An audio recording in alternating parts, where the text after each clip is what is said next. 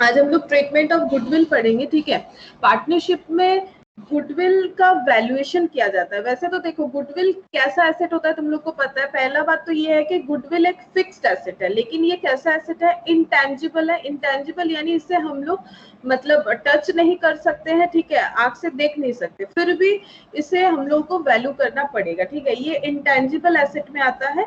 और अकाउंट्स में एक चीज समझ लो, अकाउंट्स में हम लोग उसी चीज को मतलब नोट डाउन कर सकते हैं जिसका कोई मॉनिटरी वैल्यू हो, ठीक है।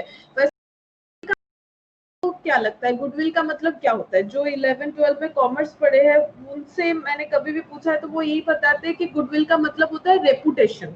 तुम लोग ये वाला लैंग्वेज है कि आप मुझे बताने वाले हो या कुछ और बताना चाहते हो कि गुडविल का मतलब क्या होता है? कोई कुछ बताएगा गुडविल का मतलब क्या होता है? किसी को कोई आइडिया है?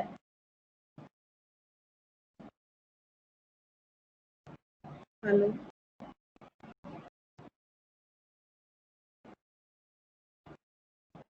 कोई कुछ नहीं बताना चाहता है तो अच्छा, अगर गुडविल तुम लोग क्या बताना चाहते हो? क्या रेपुटेशन यही वाला चीज बताना चाहते हो? अगर रेपुटेशन ही होगा तो उसे वैल्यू कैसे करोगे? मतलब मॉनिटरी वैल्यू जब तक नहीं कर पाओगे तब तक तो अकाउंट्स में इसका काम नहीं है कि गुडविल इतना रुपीज कुछ समथिंग हमें आइडेंटिफाई करना है, जो हमारा इंडियन करेंसी है दैट इज रुपीज, तभी हम लोग गुडविल को क्या करेंगे, वैल्यू कर पाएंगे, ठीक है। क्योंकि हम लोग चैप्टर ही कर रहे हैं treatment and valuation of goodwill.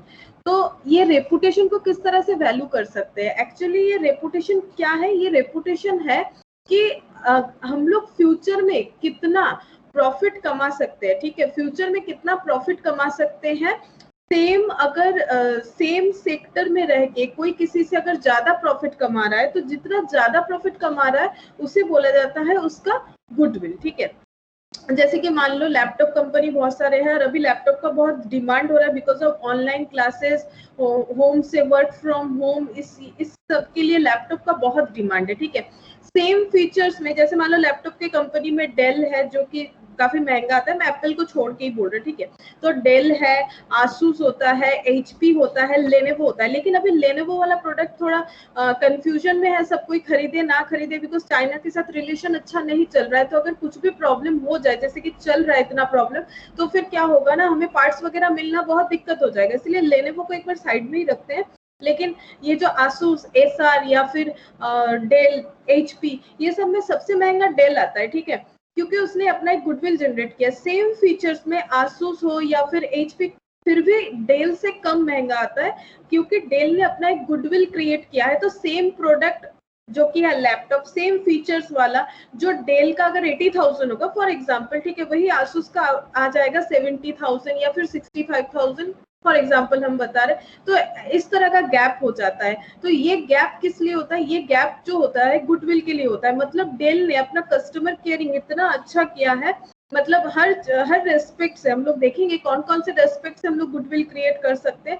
कितना अच्छा उसने किया है कि सब उसके ऊपर ज्यादा भरोसा करते हैं। तो सेम फीचर मिल रहा है फिर भी लोग, अगर किसी के पास मतलब किसी का अगर कैपेसिटी है फाइनेंशियल, तो फिर वो 70,000 वाला छोड़ के वो 80,000 वाला लेना ही पसंद करेगा क्योंकि उसमें क्या है, उसका बेनिफिट अच्छा मिलेगा। क्योंकि गुडविल रहने का मतलब है कि पोस्ट सर्विस अच्छा होगा। अगर हम लोग उसका लैपटॉप खरीदेंगे, उसका पार्ट्स वगैरह मिलना इजी हो जाएगा, ठीक है। और इसका जो सर्विस वगैरह, वारंटी वगैरह सही सही से ट्रीट होगा। तो इसीलिए हम लोग ये सब बेनिफिट को अचीव करने के लिए डेल खरीद सकते हैं, ठीक है। क्योंकि डेल ने अपना एक गुडविल क्रिएट करके रखा है। तो गुडविल का मतलब ये होता है कि सेम चीज बेच रहा है फिर भी कोई ज्यादा महंगा बेच रहा है, कोई कम बेच रहा है, वो ज्यादा महंगा वाला चीज भी लोग खरीद रहे हैं सेम फीचर मिलने के बाद भी। इसीलिए इसे बोला जाता है गुडविल। मतलब सेम सेक्टर में है फिर भी हम लोग प्रॉफिट अगर ज्यादा कमा रहे हैं, ठीक है, तो जितना प्रॉफिट ज्यादा कमा रहे हैं और फ्यूचर में जितना दिन तक ऐसे प्रॉफिट कमाते जाएंगे, ठीक है, उसे बोला जाता है हमारा बिजनेस का गुडविल। अब ये गुडविल हम लोग बहुत तरह से ही क्रिएट कर सकते हैं। तो आज हम लोग इसी के बारे में पढ़ेंगे कि गुडविल क्या होता है, इसमें पार्टनरशिप में इसका क्या फंक्शन है, कैसे इसे वैल्यू किया जाता है, किस तरह से इसका ट्रीटमेंट किया जाता है, वही पढ़ेंगे। तो अब हम स्क्रीन शेयर कर रहे हैं।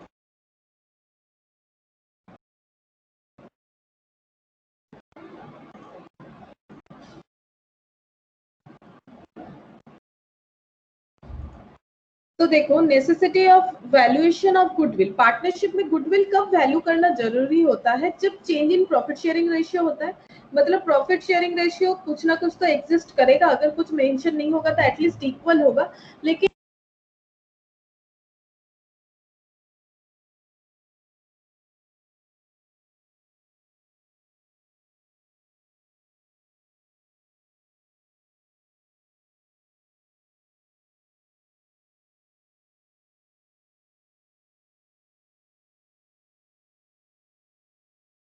मैम साउंड আসছে না,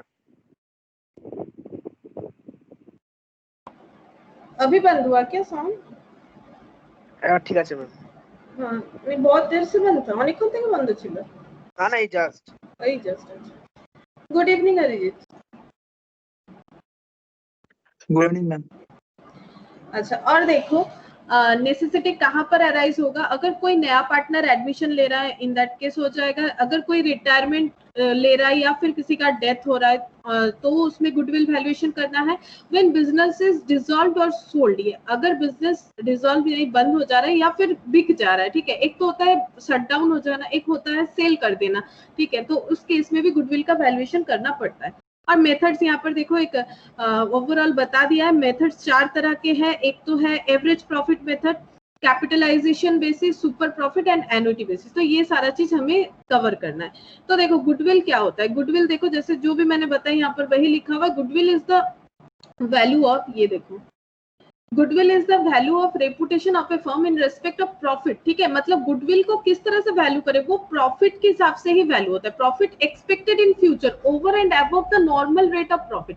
मतलब अगर कोई लैपटॉप कंपनी का अगर प्रॉफिट फॉर एग्जांपल 30% होता है, वही डेल का हो जाएगा बाकी लोगों के मुकाबले सपोज 40% का प्रॉफिट है, तो सेम सेक्टर में रहने के बाद भी अगर कोई ज्यादा प्रॉफिट कमाता है नॉर्मल प्रॉफिट से ज्यादा, जैसे हर एक बिजनेस का एक नॉर्मल प्रॉफिट होता है, जैसे ग्रोसरी में पता होता है कि एक ग्रोसरी शॉप खोलोगे तो मिनिमम इतना प्रॉफिट होगा ही होगा नॉर्मल, ठीक है, या फिर एक गारमेंट्स का शॉप खोलोगे तो उसमें इतना होगा, रेस्टोरेंट में होगा। तो हर एक बिजनेस का ना अपना एक इनहेरेंट नेचर होता है, उस हिसाब से उसका एक नॉर्मल रिटर्न होता है कि ये बिजनेस इतना रिटर्न देगा, इस तरह का बिजनेस इतना रिटर्न देगा। अगर कोई ज्वेलरी वगैरह का शॉप खोल रहा है जैसे सोना चांदी, तो उसमें रिटर्न ज्यादा होता है, ठीक है, ग्रोसरी वगैरह में कम होता है क्योंकि डेली यूसेज का सामान होता है, और कपड़े वगैरह में थोड़ा सा ज्यादा होता है, ठीक है।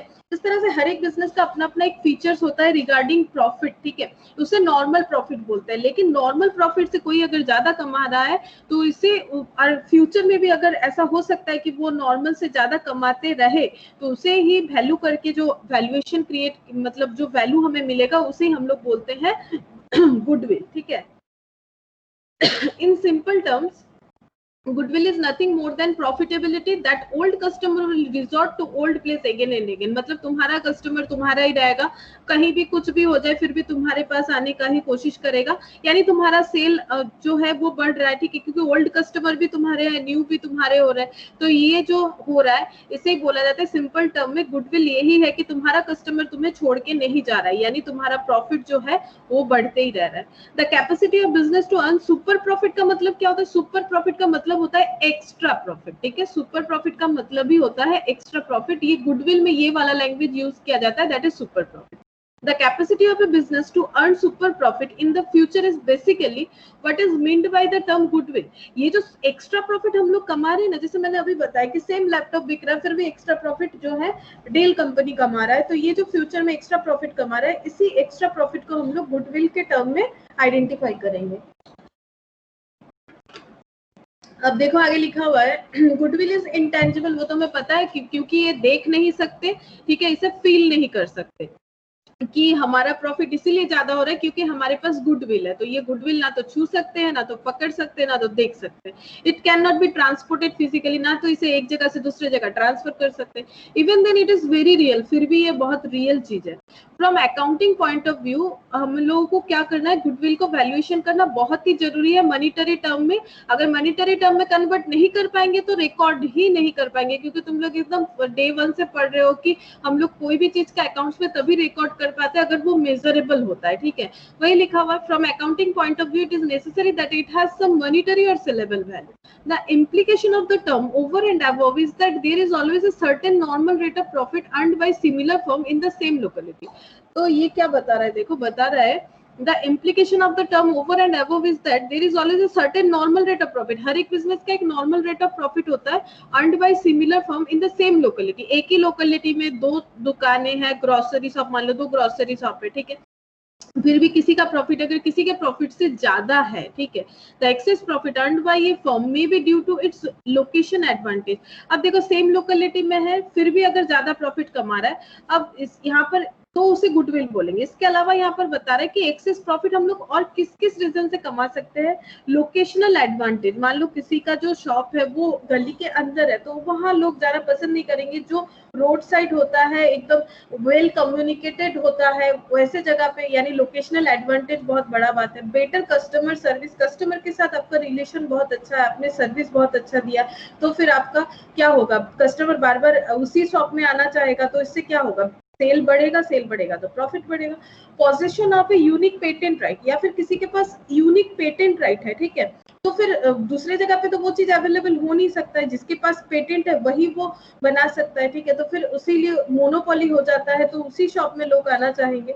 Personal reputation of the partner और फॉर सिमिलर अदर रीजन, या फिर मान लो कोई भी एक पार्टनर का पर्सनल रेपुटेशन उस इलाके में या फिर उस एरिया में बहुत अच्छा है, तो फिर लोग बोलते हैं कि वो अच्छा आदमी है, वो धोखा नहीं देगा, अच्छा चीज देगा, तो हम लोग उसी के पास जाना पसंद करेंगे। तो ये सब रीजन से भी हमारा गुडविल बढ़ जाता है। The necessity for valuation of goodwill in firm arises in the following cases. Necessity तो अभी हम लोगों ने देखा कि क्यों हम लोग गुडविल का वैल्यूएशन करें, या तो एग्जिस्टिंग प्रॉफिट शेयरिंग रेशियो जो है वो चेंज हो रहा है, या कोई नया पार्टनर एडमिशन ले रहा है, ठीक है, या फिर कोई पार्टनर रिटायर हो रहा है, या फिर कोई किसी का डेथ हो रहा है, या फिर बिजनेस डिसॉल्व हो रहा है, या फिर बिजनेस जो है वो सेल हो जा रहा है। ये सारे केसेस में जरूरी होता है कि हम लोग गुडविल का वैल्यूएशन करें।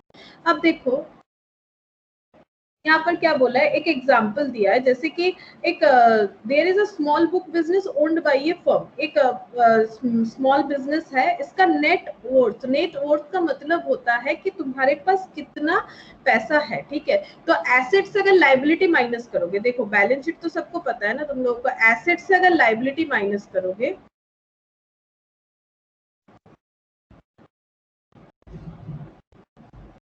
एसेट से अगर लाइबिलिटी माइनस करोगे तो देखो इसका कंसेप्ट क्या होता है, ये रहा बैलेंस शीट इधर होता है, लाइबिलिटी इधर होता है, एसेट, ये टोटल एसेट, ये टोटल लाइबिलिटी।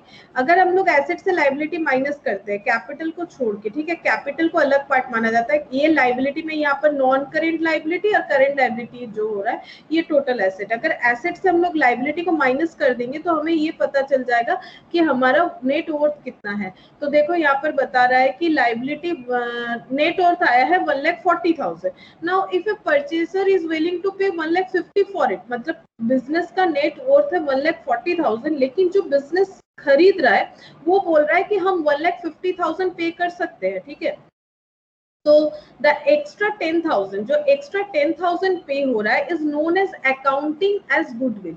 ये जो एक्स्ट्रा पैसा दिया जा रहा है उसे ही गुडविल बोला जाता है, क्योंकि 1,40,000 का ये वैल्यू हो रहा है, मतलब हर चीज का तो अपना एक वैल्यूएशन होता है ना, उससे ज्यादा थोड़ी पे करना है। अगर एक पेन खरीदने जाओगे तो मान लो नॉर्मल पेन है तो 5 रुपीज होगा, 10 रुपीज होगा, इस तरह से होगा, गुड्स देख के पता चलेगा ना कि क्या वैल्यूएशन होना चाहिए। तो 1,40,000 हो रहा है इसका वैल्यू, जबकि वो जो खरीद रहा है वो बोल रहा है हम 1,50,000 पे कर देंगे। अब ये क्यों बोल रहा है ऐसा, क्योंकि इस बिजनेस में क्या है, गुडविल है, ठीक है, ये 10,000 वो गुडविल का पे कर रहा है। गुडविल का मतलब ये है कि फ्यूचर में ये जो बिजनेस ये टेक ओवर कर रहा है, जो भी खरीद रहा है उससे एक्स्ट्रा प्रॉफिट मिलेगा बाकी लोगों के मुकाबले, क्योंकि पहले से ही बिजनेस में क्या क्रिएटेड है, गुडविल क्रिएट है। तो गुडविल हम लोग इस तरह से देख सकते हैं कैलकुलेट करके कि जब हम लोग एक्स्ट्रा पेमेंट कर रहे हैं तब गुडविल होता है। और एक चीज भी होता है, जब मान लो बिजनेस का वैल्यूएशन हो रहा है 1,50,000, लेकिन कोई जो खरीद रहा है वो बोल रहा है हम लोग 1,40,000 देंगे, ठीक है, 1,40,000 देंगे, यानी कम पे करेगा। 10,000 कम पे कर रहा है, यानी बिजनेस प्रॉफिटेबल हालत में नहीं है, बिजनेस उतनी अच्छी कंडीशन में नहीं है, तो ये जो हो रहा है ये खरीदने वाले के लिए बेनिफिट है और इसे बोला जाता है कैपिटल रिजर्व। ये मैंने बता दिया, जो भी ये गुडविल के साथ तो फिलहाल रिलेटेड है नहीं, लेकिन मैंने बता दिया कि अगर कम प्राइस में हम लोग खरीदते हैं तो जो क्रिएट होता है उसे बोला जाता है कैपिटल रिजर्व। रिजर्व मतलब होता है प्रॉफिट का पार्ट, और ये कैपिटल क्यों है, क्योंकि ये हम लोगों ने day to day business income से क्रिएट नहीं किया ये वाला रिजर्व, ठीक है। ये हम लोगों ने क्या किया है, हम लोगों ने एक बिजनेस एक्टिविटी किया है, दैट इज हम लोगों ने किसी का बिजनेस परचेज किया है, इस वजह से हमारा रिजर्व जो है कैपिटल रिजर्व क्रिएट हुआ है 10,000, क्योंकि हम लोगों ने सस्ते में सामान खरीद लिया, मतलब सस्ते में बिजनेस खरीद लिया। बिजनेस तो 1,50,000 का वैल्यू दे रहा था, लेकिन हम लोगों ने 1,40,000 से खरीद लिया। सिमिलरली अगर हम लोगों ने ज्यादा से खरीद लिया, यानी हम लोगों ने उसको एक्स्ट्रा क्यों पे किया, क्योंकि उसमें कुछ बेनिफिट हमें दिखा था, दैट इज वो गुडविल के लिए हम लोगों ने पे किया है। नेक्स्ट देखो, the next question is why the purchaser is willing to pay 10,000 for goodwill. One reason may be the future capability of the business to earn more profit than the normal profit. ये क्या बता रहा है, ये reason यही है जो मैंने बताया कि फ्यूचर में ये बिजनेस बाकी लोगों के मुकाबले, ये जो भी चीज का बिजनेस है, ठीक है, बाकी लोगों के मुकाबले इसका इतना कैपेबिलिटी है कि ये ज्यादा प्रॉफिट देगा जो खरीद रहा है उसको, ठीक है, नॉर्मल प्रॉफिट से ज्यादा प्रॉफिट देगा, तो इसलिए ये ज्यादा पैसा देके उसे खरीद रहा है, क्योंकि उसे इसमें फ्यूचर में कुछ बेनिफिट दिख रहा है। It may be on account of favourable location, हो सकता है क्योंकि ये जो गुडविल एक्स्ट्रा 10,000 पे हो रहा है, ये किसी भी रीजन के लिए पे हो सकता है, ये गुडविल कैसे भी जनरेट हो सकता है इनका लोकेशन बहुत ही अच्छा है, ठीक है, लोकेशन बहुत अच्छा है, इस वजह से ये गुडविल का वैल्यू ले रहे हैं कि आप अगर हमारा बिजनेस खरीदोगे आपको बाकी के मुकाबले बहुत ज्यादा बेनिफिट मिलेगा, क्योंकि हमारा लोकेशन प्राइम लोकेशन है। इसके अलावा देखो और क्या क्या हो सकता है गुडविल का reason, the quality of the good sold, क्योंकि ये क्वालिटी सामान बेच सकता है कोई, तो उस वजह से उसका गुडविल जनरेट हो सकता है, क्वालिटी सामान बेचता है इसीलिए बाकी लोगों से महंगा बेचता है। The personal reputation of the owner, their ability to attract the customer, हो सकता है कि जो ओनर है बिजनेस का उसका पर्सनल रेपुटेशन बहुत ही अच्छा है, इसलिए कस्टमर उनके पास जाके ही खरीदना पसंद करते हैं। The location of the business premises, जैसे कि अभी हम लोगों ने कहा कि ये क्या है, position in A congested market, एकदम मतलब प्राइम लोकेशन है, तो फिर सभी को जाने में बहुत ही आसानी होता है, कम्युनिकेशन जो है वेल कम्युनिकेटेड है, इसीलिए हो सकता है इसी रीजन से इन लोग के पास कस्टमर ज्यादा आता हो। The position of A near monopoly right, किसी प्रोडक्ट पे अगर मोनोपोली है, ठीक है, तो हो सकता है उसके पास ज्यादा कस्टमर हो, दूसरी जगह पे नहीं मिल रहा है, जैसे कि मान लो main agent for a particular vehicle, मान लो मारुति का एजेंट तुम्हारे एरिया में एक ही है, ठीक है, तो फिर वो कैसा भी हो तुम्हें उसी के पास ही जाना पड़ेगा अगर तुम्हें उस मतलब अपने एरिया के अंदर से ही खरीदना है, तो बजाज स्कूटर का ऐसा एग्जाम्पल दिया हुआ है, तो ये एक रीजन हो सकता है। The position of trademark and patent, किसी के पास ट्रेडमार्क है, पेटेंट है, तो ये उसका गुडविल एनहांस कर रहा है, ठीक है, मतलब प्रॉफिट बढ़ा रहा है, तो गुडविल खुद ब खुद बढ़ेगा। The presence of managerial skill, management बहुत ही अच्छा है, ठीक है, कुछ भी प्रॉब्लम होता है जाते हैं तुरंत सॉल्व हो जाता है, तो मैनेजरियल स्किल बहुत अच्छा है, इसीलिए गुडविल जनरेट हो रहा है, प्रॉफिट ज्यादा कमा रहा है। The cost of research and development which enables the production at low cost of the good quality. Suppose manufacturer है, जो ऑर्गेनाइजेशन है वो मैन्युफैक्चरर ऑर्गेनाइजेशन है और खुद ही प्रोडक्ट बना के बेचता है और हमेशा रिसर्च वगैरह करते रहता है, इसीलिए रिसर्च कर करके इन लोगों को आइडिया हो रहा है, ये लोग अपने आप को डेवलप इतना कर चुके हैं कि ये जो प्रोडक्ट बना रहे हैं वो बाकी लोगों के मुकाबले लो कॉस्ट में बना पा रहे हैं और गुड क्वालिटी भी दे रहे हैं, ऐसा नहीं कि कॉस्ट लो कर दिए तो क्वालिटी खराब है, low cost as well as good quality, तो फिर क्या होगा, कस्टमर इसी सारी जगह में जाना पसंद करेंगे। The position of special contract for the availability of material, तो स्पेशल कॉन्ट्रैक्ट करके रखा है किसी बिजनेसमैन ने या फिर ऑर्गेनाइजेशन ने कि हमेशा उन लोगों का मटेरियल अवेलेबल रहे, ठीक है, तो मटेरियल अवेलेबल रहेगा तो प्रोडक्शन कभी नहीं रुकेगा, यानी मार्केट में जो डिमांड सप्लाई का जो फ्लो है वो कभी भी मतलब डाउनवर्ड नहीं होगा, हमेशा वो अपवर्ड रहेगा और बैलेंस्ड रहेगा, तो अगर ऐसा होगा तो कस्टमर प्रोडक्ट लेना पसंद करेंगे। तो ये सारे कुछ रीजन हो सकते हैं कि ये सारे में से कुछ ना कुछ रीजन तो होगा ही जिस वजह से किसी का भी गुडविल जनरेट हो सकता है।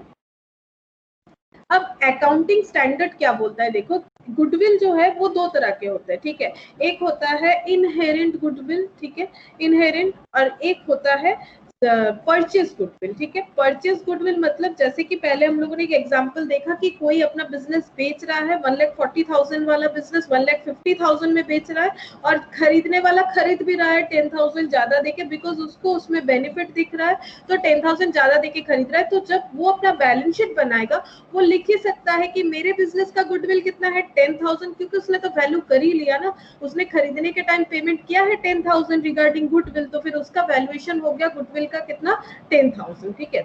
तो ये गुडविल का वैल्यूएशन जो होता है, परचेज गुडविल तो हम लोग इजीली वैल्यू कर सकते हैं, क्योंकि हम लोग जब परचेज करते हैं उसको मॉनिटरी वैल्यू में कन्वर्ट कर लेते हैं, ठीक है। और मॉनिटरी वैल्यू में कन्वर्जन हमें मिल ही जाता है, क्योंकि जब हम लोग एक्स्ट्रा पेमेंट करते हैं हमें पता चल जाता है, that is our valuation of goodwill. लेकिन जब इनहेरेंट गुडविल यानी सेल्फ जनरेटेड गुडविल, जैसे कि हम अगर बोले कि मेरे बिजनेस में गुडविल है, ठीक है, तो फिर ये कैसे वैल्यू करेंगे कि मेरे बिजनेस में गुडविल है, ये कैसे पता चलेगा? जब परचेज करते हैं तो वो तो डायरेक्टली पता चल जाता है, लेकिन अगर सेल्फ जनरेटेड गुडविल हम लोग बता रहे कि मेरे बिजनेस में गुडविल है, तो इसे कैसे वैल्यू करना है, वही अभी हम लोग सीखेंगे कि किस तरह से इसे हम लोगों को वैल्यू करना पड़ेगा। तो यहाँ पर देखो क्या दिया हुआ है, तो ये एक बार बता ही देते हैं। अकाउंटिंग स्टैंडर्ड रिक्वर्स, अकाउंटिंग स्टैंडर्ड मतलब एएस होता है, ठीक है, जहाँ पर बहुत सारे रूल्स रेगुलेशंस लिखे हुए रहते हैं कि किस चीज का क्या ट्रीटमेंट होना चाहिए। तो यहाँ पर इंटेंजिबल एसेट के ट्रीटमेंट के बारे में अकाउंटिंग स्टैंडर्ड ने क्या बता के रखा है कि accounting standard requires an enterprise to recognise an intangible asset only if and only if certain condition are satisfied. तो हम लोग इंटेंजिबल एसेट को रिकॉग्नाइज कर सकते हैं बैलेंस शीट में सिर्फ तभी, हमें एएस तभी हमें परमिट करेगा अगर इसका कैरेक्टरिस्टिक्स क्या होना चाहिए, एसेट की तरह होना चाहिए। An intangible asset must have the characteristics of an asset, it means that it must have some value and must be clearly identifiable, ठीक है, so that it can be sold without disposing other asset और future benefit flowing from other asset. मतलब सबसे बड़ा point जो तुम लोगों को याद रखना है, that is characteristics of asset होना चाहिए, एसेट जो हमें फ्यूचर में इकोनॉमिक बेनिफिट देता है, ये वाला बात याद रखो। फ्यूचर में जो हमें इकोनॉमिक बेनिफिट देगा उसे हम लोग क्या बोलते हैं, एसेट बोलते हैं, ठीक है।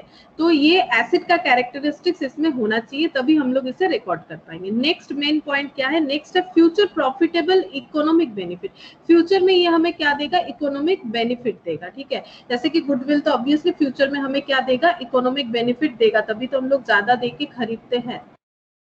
बिजनेस अभी देखा हम लोगों ने 1,40,000 वाला बिजनेस हम लोगों ने 1,50,000 में खरीदा, तो ये कैरेक्टरिस्टिक्स फुलफिल होना चाहिए। Future profit probable economic benefit, ठीक है, ये हमारे सेल का जो है, ये सेल इंक्रीज करेगा तभी प्रॉफिट जो है इंक्रीज होगा। नेक्स्ट है बी मेजर्ड रिलायबली, ठीक है, हम लोग इसे मेजर कर सके ताकि मॉनिटरी टर्म में इसे हम लोग मेजर कर पाए, ठीक है, तभी हम लोग इसे क्या कर पाएंगे, अपने बैलेंस शीट में रिकॉर्ड कर पाएंगे। अदरवाइज इंटेंजिबल एसेट को हम लोग बैलेंस शीट में रिकॉर्ड नहीं कर पाएंगे। तो एएस में जो रूल्स है वो हमें फॉलो करना पड़ेगा। और देखो दिया है, it is thus clear that none of the condition is satisfied by internally generated goodwill और इनहेरेंट गुडविल। लेकिन ये सारा कैरेक्टरिस्टिक्स जो है, इनहेरेंट गुडविल ये कुछ भी नहीं सेटिस्फाई कर पाता, ठीक है। इनहेरेंट गुडविल को मेजर करना भी उतना आसान नहीं है, ठीक है। इनहेरेंट गुडविल का फ्यूचर इकोनॉमिक बेनिफिट होगा ये प्रूव करना भी इतना आसान नहीं है, ठीक है। The reason are simple to explain. देखो क्या बोला है, first it is not an identifiable resource like patent, trademark, copyright, क्योंकि पेटेंट खरीदना पड़ता है, ट्रेडमार्क बनाना पड़ता है, कॉपीराइट्स, ठीक है। तो ये सब जो है ये आइडेंटिफाइबल है, बट सेल्फ जनरेटेड गुडविल की हम बता रहे मेरे बिजनेस में गुडविल है, ये आइडेंटिफाई करके देना इतना आसान नहीं है। It is very difficult to assess its future benefit. Finally, the cost of internally generated goodwill cannot be reliably measured. ये reliably मतलब मेजर हम तो बोल ही सकते हैं मेरे बिजनेस में लाखों रुपए का गुडविल है, लेकिन इसे रिलायबल कैसे बनाए? In the absence of any consideration in money और मनी सोर्स, जब तक कोई उसके रिगार्डिंग मुझे कुछ पे नहीं करेगा तब तक कोई रिलायबल नहीं होगा ये वाला चीज कि मेरे बिजनेस में गुडविल है। There is no documentary evidence to support the value of goodwill as resource. तो इसके सपोर्ट में कोई भी रिसोर्स नहीं है कि हम लोग इनहेरेंट गुडविल को बता सके कि हाँ हमारे बिजनेस में ये इनहेरेंट गुडविल एग्जिस्ट कर रहा है। Goodwill should be recorded in the books only when some consideration in money और money source paid for it. तभी हम लोग गुडविल को रिकॉर्ड कर सकते हैं, अगर कुछ इसके रिगार्डिंग हमें पे होता है तभी हम लोग इसे रिकॉर्ड कर सकते हैं, ठीक है। Accordingly, on admission or retirement or death of a partner, or even when there is change in profit sharing ratio among the existing partner, goodwill should not be raised in the books of account of the partnership firm, because no consideration in money or money's worth had been paid for it. तो यही बता रहा है कि अगर कुछ मनीज ओर्थ नहीं पे किया जाएगा तो on the time of admission, retirement, death, तो फिर ये सारे केस में हम लोग गुडविल को रेज नहीं कर पाएंगे। रेज करने का मतलब है गुडविल जो एसेट है उसे डेबिट नहीं कर सकते जब तक मनीज या फिर मनीज ओर्थ हम लोग फाइंड आउट नहीं कर पाते। The conclusion is that only purchased goodwill, जो हम लोग खरीद रहे हैं goodwill, should be recorded in the books of accounts, whether the payment is made directly in cash or monies owned, चाहे वो कैश पेमेंट करो या कैश टाइप कुछ पेमेंट करो। जैसे यहाँ पर दिया है A and B purchase the net asset, net asset मतलब होता है उससे लाइबिलिटी हटा देना, of C's amounting 2,50,000 for 3 lakh in cash. तो 2,50,000 का जो नेट एसेट था वो खरीदा इन लोगों ने 3 लाख कैश देके, तो एडिशनल जो 50,000 पे किया है वही होता है गुडविल। और जैसे ही पेमेंट कर दिया तो हमें ये पता चल गया कि सी के बिजनेस में कितना गुडविल था, 50,000 था, और ये हम लोग रिकॉर्ड कर सकते हैं, ये परमिसेबल है। अगर हम लोग आइडेंटिफाई कर लेते हैं कि कितना मॉनेटरी वैल्यू है, then we can record it. अब देखो यहाँ पर ये हम लोग को सीखना है कि किस तरह से हम लोग अपने गुडविल का वैल्यू कर सकते हैं, अपने बिजनेस में गुडविल का वैल्यूएशन करके बेच सकते हैं। जब बिजनेस सेल करेंगे, जैसे सी ने यहाँ पर सेल किया तो उसने भी वैल्यू किया होगा ना मॉनेटरी वैल्यू में, तभी तो उसने बताया कि मेरा बिजनेस इतने में आप परचेज कर सकते हो, तो जो एक्स्ट्रा 50,000 था वो गुडविल था। अब मेथड्स क्या क्या है देखो, average profit basis, simple and weighted. Average profit का दो पार्ट है, एक सिंपल है एक वेटेड है। Super profit of number of year purchase, annuity, capitalisation. Capitalisation basis में एवरेज प्रॉफिट। तो एवरेज प्रॉफिट बेसिस क्या होता है देखो, in this case the average profit of past year are adjusted for any expected change in future. तो ये इतना छोड़ो, हम लोग यहाँ से समझते हैं, ठीक है। एक एग्जाम्पल दिया हुआ है देखो, late us suppose profit of a partnership firm for last 5 years। Last 5 years का प्रॉफिट दिया हुआ है एक पार्टनरशिप फर्म का 30, 40, 50, 60, 70, ठीक है। देखो 30, 40, 50, 60, 70। तो प्रॉफिट जो है ये फ्लक्चुएट हो रहा है, पहले 30 था, फिर इंक्रीज हुआ, फिर इंक्रीज हुआ, फिर इंक्रीज हुआ, फिर इंक्रीज हुआ। तो ये पूरा ही पूरा कौन से ट्रेंड में है पता है? इंक्रीजिंग ट्रेंड में है, इंक्रीजिंग ट्रेंड में है। तो बिजनेस में अगर कोई ट्रेंड आइडेंटिफाई हो रहा है, दैट इज इंक्रीजिंग या फिर डिक्रीजिंग, कुछ भी हो, तो हम लोग कौन सा एवरेज मेथड यूज करेंगे? वेटेड एवरेज मेथड यूज करेंगे, वेटेड एवरेज मेथड यूज करेंगे। अगर कुछ ट्रेंड दिख रहा है, यानी कि हम बोलना चाहते हैं, देखो अगर प्रॉफिट इस तरह से है, ठीक है, प्रॉफिट है सपोज 10,000, फिर हो गया 12,000, फिर हो गया सपोज 5,000, मैंने 3 years का प्रॉफिट ले लिया, ठीक है। फिर यहाँ पर हम लोग फिर देखो ये ट्रेंड कैसे दिख रहा है, 10, 12, अच्छा कुछ और भी लिख देते हैं। यहाँ पर मान लो 20,000, फिर हो गया 4,000, ठीक है। तो ये ट्रेंड देखो 10 से 12 इंक्रीज था, फिर डिक्रीज हो गया, फिर इंक्रीज हो गया, फिर डिक्रीज हो गया, तो कुछ परमानेंट नेचर में नहीं है।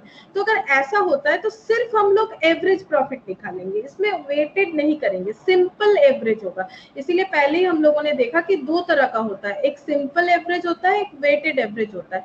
तो सिंपल एवरेज तब अप्लाई होगा जब नो ट्रेंड, ठीक है, कुछ भी ट्रेंड नहीं दिखेगा। If trend identified, if trend is identified, like दो तरह का हो सकता है, एक इंक्रीजिंग, एक डिक्रीजिंग। तो फिर हम लोग वेटेड एवरेज मेथड यूज करेंगे, वेटेड एवरेज मेथड यूज करेंगे, यानी वेट जो है वो यूज करेंगे।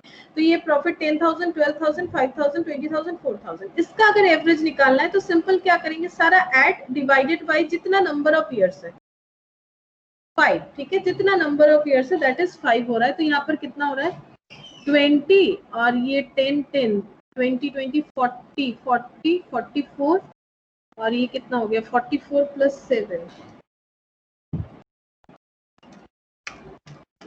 तो 51,000 हो रहा है शायद।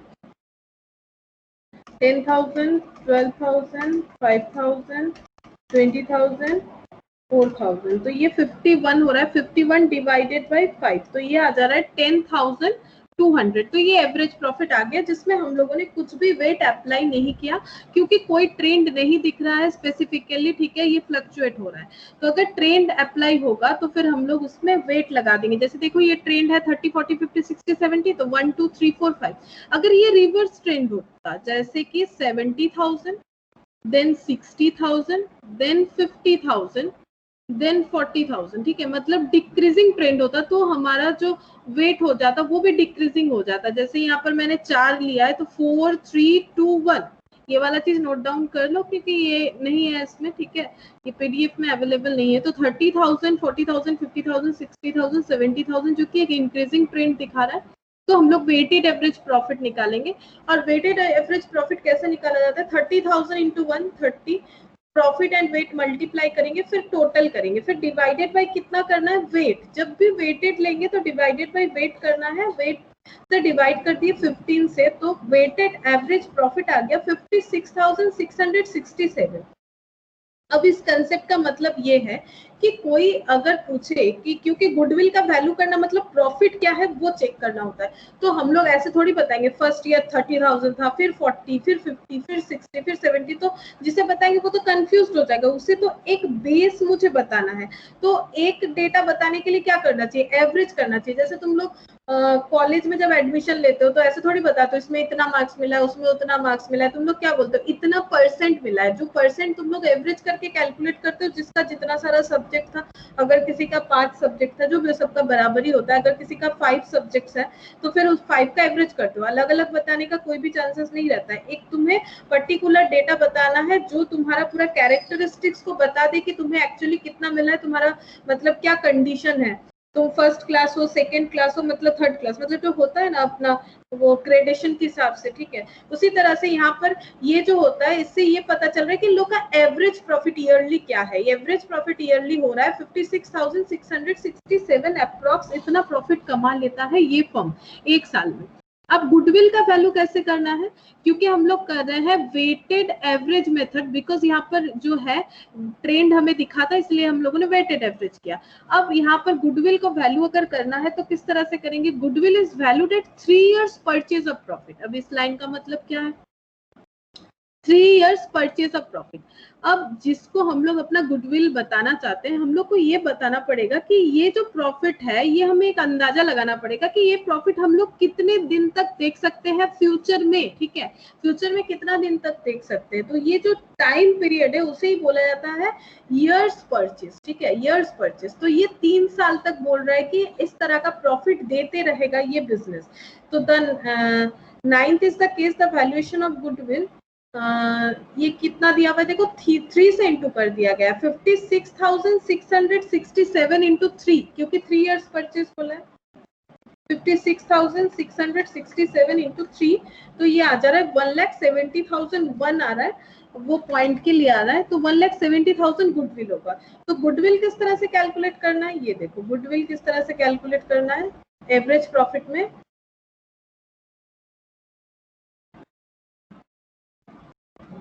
तो स्टेप 1 हमें क्या करना है? स्टेप 1 हमें कैलकुलेट करना है average profit. Average profit method से कैसे करेंगे? स्टेप 2 यहाँ पर चेक करना है if trend available either increasing or decreasing, then weighted average profit। और एवरेज प्रॉफिट कैसे होगा? Total profit divided by number of years, ठीक है। और इसमें कैसे हो जाएगा? ये जो ट्रेंड वाला है इसमें हो जाएगा वेटेड प्रॉफिट, वेट मल्टीप्लाई करके, ठीक है। वेटेड प्रॉफिट का मतलब weight into profit divided by weight, तो ये आ जाएगा वेटेड एवरेज प्रॉफिट, ठीक है। वेटेड एवरेज प्रॉफिट आ गया। अब ये जो प्रॉफिट हमें मिलेगा, स्टेप 3 में हमें क्या करना है? एवरेज और वेटेड एवरेज प्रॉफिट, कोई भी एक मिलेगा हमें, या स्टेप 1 होगा तो एवरेज प्रॉफिट मिलेगा। अगर स्टेप 1 हम लोग फॉलो कर रहे हैं दैट इज नो ट्रेंड, तो फिर एवरेज प्रॉफिट। अगर स्टेप 2 फॉलो हो रहा है तो weighted average profit into number of year purchase, into number of years purchase equal to goodwill. तो गुडविल हो जाएगा number of year purchase into average profit या फिर वेटेड एवरेज प्रॉफिट, ठीक है। तो इस तरह से हम लोग गुडविल का वैल्यूएशन कर सकते हैं। तो ये तो गया एक method that is average profit method. However देखो यहाँ पर दिया हुआ है, if any such trend is not visible, अगर कोई ट्रेंड नहीं दिख रहा है from the figures of past profit, then one should take simple average profit and calculate goodwill. Let us suppose profit of a partnership firm for 5 years दिया हुआ है, जैसे 30, 25, 20, 30, 28। इसमें देखो ट्रेंड नहीं दिख रहा है, जैसे 30,000 फिर 25 कम हुआ, फिर 20 और कम हो गया, फिर 30 हो गया बढ़ गया, फिर 28 कम हो गया। तो मैंने कुछ अलग एग्जांपल लिया था, इन्होंने कुछ अलग दिया। In this case there is no clear increasing और decreasing trend of profit. So average profit कितना आ रहा है 26,600। How 30 plus 25 plus 20 plus 30 plus 28 divided by 4 करोगे तो 26,600 आ जाएगा। If the goodwill is valued by taking 3 years of purchase of profit, ये जो है ना ये तुम्हें ही बताना है, और इसका कुछ हार्ड एंड फास्ट रूल नहीं है कि ये 3 ईयर से होगा या 10 ईयर से होगा। ये तो डिपेंड कर रहा है उस बिजनेस ऑर्गेनाइजेशन के ऊपर कि उसको कितना कॉन्फिडेंस है कि उसका ये जो एक्स्ट्रा प्रॉफिट आ रहा है वो कितने साल तक वो देख सकता है, 3 साल 10 साल 5 साल, ठीक है। तो उसे ही बोला जाता है ईयर्स ऑफ परचेज, ठीक है। ये एक मतलब असम्पशन होता है, ये कुछ गारंटेड नहीं होता है। तो अगर 3 इयर्स ऑफ परचेज होगा 26,600 इंटू 3 करोगे तो 79,800 आ जाएगा। Weighted average is used when profit has increasing और decreasing trend. Highest weight is always given to current year as it reflects the most realistic view of the future profitability. Next देखो क्या दिया हुआ है यहाँ पर, एक क्वेश्चन दे दिया है, पास्ट प्रॉफिट दे दिया 5 इयर्स का। तो ये जैसे 50, 30, 40, 52, 48, 56। तो क्या यहाँ पर कोई भी ट्रेंड दिख रहा है इन लोगों के प्रॉफिट में? क्या कोई ट्रेंड आइडेंटिफाई हो रहा है? प्लीज आंसर मत देखो तुम लोग, ऐसे ही बताओ, कोई ट्रेंड आइडेंटिफाई हो रहा है?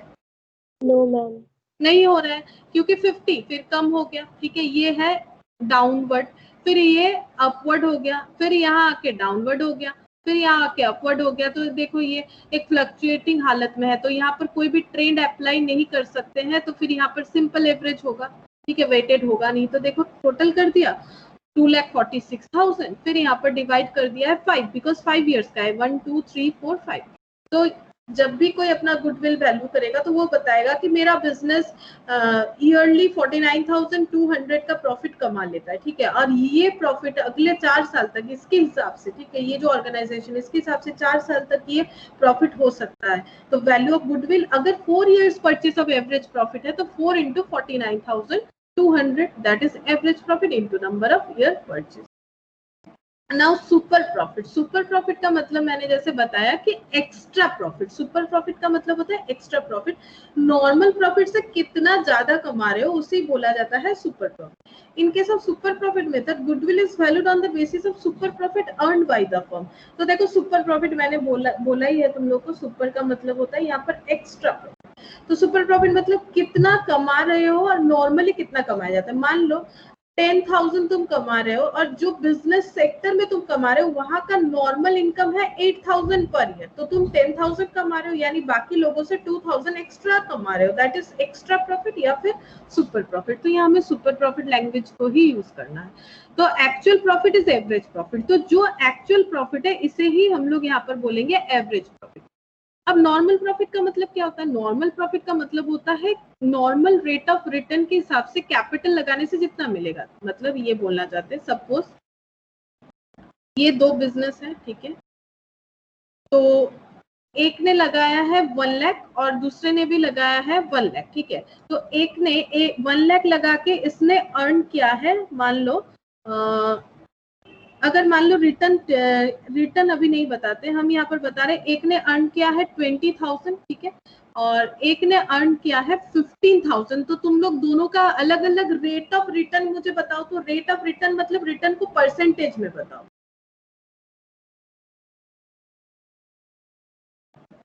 1 लाख बिजनेस में लगाए हो, 15,000 कमा रहे हो।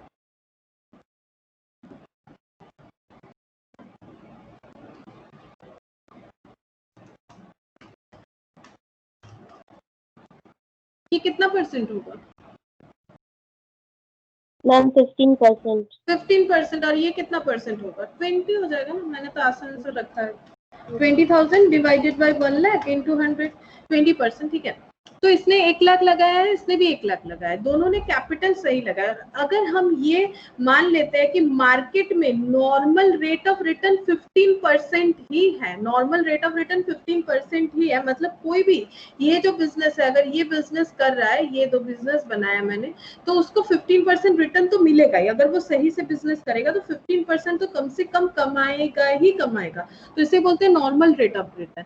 लेकिन ऑरिजिन जो है, ये एक है, ये एक पर्सन है, ये एक पर्सन है, लेकिन ये सपोज ए है, ये बी है, तो ए 1 लाख लगा के 15% ही कमा रहा है, उससे ज्यादा नहीं कमा पा रहा है, जबकि बी जो है वो 1 लाख लगा के 20,000 कमा रहा है। ठीक है, तो इसका रेट ऑफ रिटर्न क्या हो गया? बढ़ गया।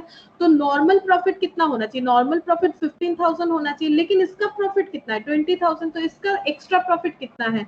इसका एक्स्ट्रा प्रॉफिट हो जाता है 5,000, जिसे हम लोग बोलेंगे सुपर प्रॉफिट। तो नॉर्मल प्रॉफिट इसी तरह से कैलकुलेट किया जाता है कि मार्केट का जो रिटर्न है उसे हम लोग कैपिटल में अप्लाई करके देखेंगे कि क्या रिटर्न होना चाहिए, और अगर किसी का उससे ज्यादा रिटर्न है तो वो उसका सुपर प्रॉफिट है। अब देखो क्या बोल रहा है, the rationale for using the super profit is the partner who gain excess earning owing to reconstitution। तो यहाँ पर आगे देखो क्या बोला, firm should compensate to partner significance their share in the. अच्छा ठीक है, तो सुपर प्रॉफिट का जो मतलब है वही हम लोग को यहाँ पर मेनली चाहिए। ठीक है, अब कैलकुलेट कैसे करना है सुपर प्रॉफिट, यहाँ पर अलग अलग मेथड बता के रखा है, जो हम तुम लोग को एग्जाम्पल के साथ समझा देंगे इसे, और थियोरेटिकली हम लोग नहीं रीड करेंगे, अब हम लोग मैथमेटिकली समझ लेंगे। देखो यही सारा चीज यहाँ पर थियोरेटिकली लिखा हुआ है। देखो जैसे यहाँ पर दिया है, let us suppose total capital employed by a firm was 1 lakh। तो यहाँ पर नोट डाउन करते हैं, कैपिटल है 1 लाख, कैपिटल है 1 लाख, और एवरेज प्रॉफिट 25,000।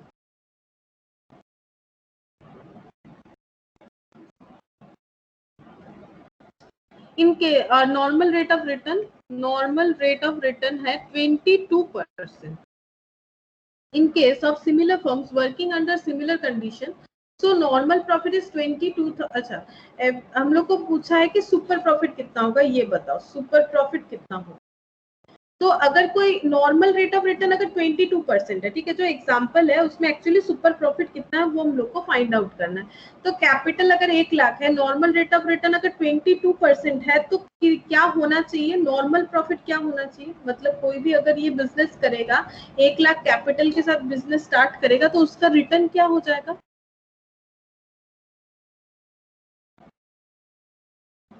बताओ क्या होगा?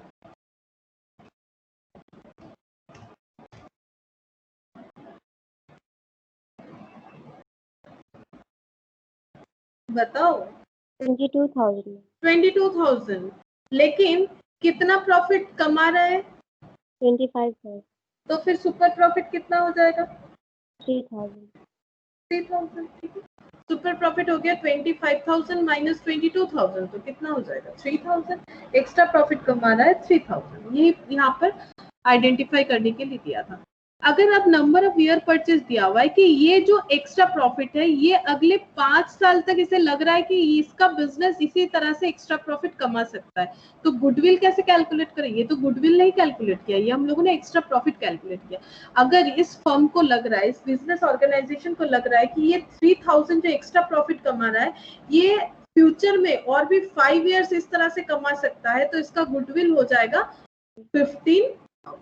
ठीक है, इसका गुडविल हो जाएगा 15,000।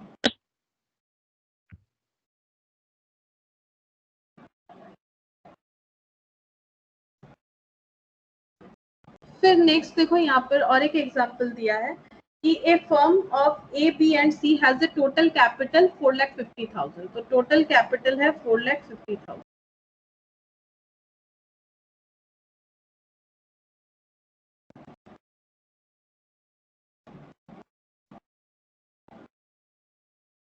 टोटल कैपिटल 4,50,000 और लास्ट 4 इयर्स का प्रॉफिट बताया 70, 80, 1,20,000, 1,00,000, 70, 80, 1,20,000 और 1,00,000। ये लास्ट 4 इयर्स का प्रॉफिट बताया। The reasonable expected return is 15% having regard to the risk involve. ठीक है, रिस्क वगैरह, क्योंकि बिजनेस करोगे रिस्क तो रहेगा, रिस्क वगैरह सारा इन्वॉल्व करके नॉर्मल रिटर्न जो है, नॉर्मल रेट ऑफ रिटर्न जो है वो है 15%। Find out the value of goodwill of the business if it is based on 3 years purchase of the average super profit of the past 4 years. तो purchase, number of year purchase कितना है? Number of year purchase है 3 years। ठीक है, number of year purchase है 3 years। अब हम लोग को कैलकुलेट करने बोला है गुडविल। तो ये एग्जांपल जो है हमें कैलकुलेट करने बोल रहा है गुडविल। तो सुपर प्रॉफिट बेसिस में, क्योंकि क्वेश्चन कैसे रहेगा, देखो यहाँ पर बोला ना find out the value of goodwill of the business. अब मेथड बता देगा, नहीं तो तुम लोगों को कैसे पता चलेगा। If it is based on 3 years purchase of the average super profit of past 4 years। तो ये 4 years है, 1, 2, 3, 4। तो सुपर प्रॉफिट मतलब एक्स्ट्रा प्रॉफिट। हमें एक्स्ट्रा प्रॉफिट फाइंड आउट करना पड़ता है। तो सबसे पहले हम लोग ये फाइंड आउट करेंगे कि हमारा नॉर्मल प्रॉफिट क्या है। तो नॉर्मल प्रॉफिट कितना हो जाएगा, तुम लोग ही बताओ मुझे, नॉर्मल प्रॉफिट कितना होगा।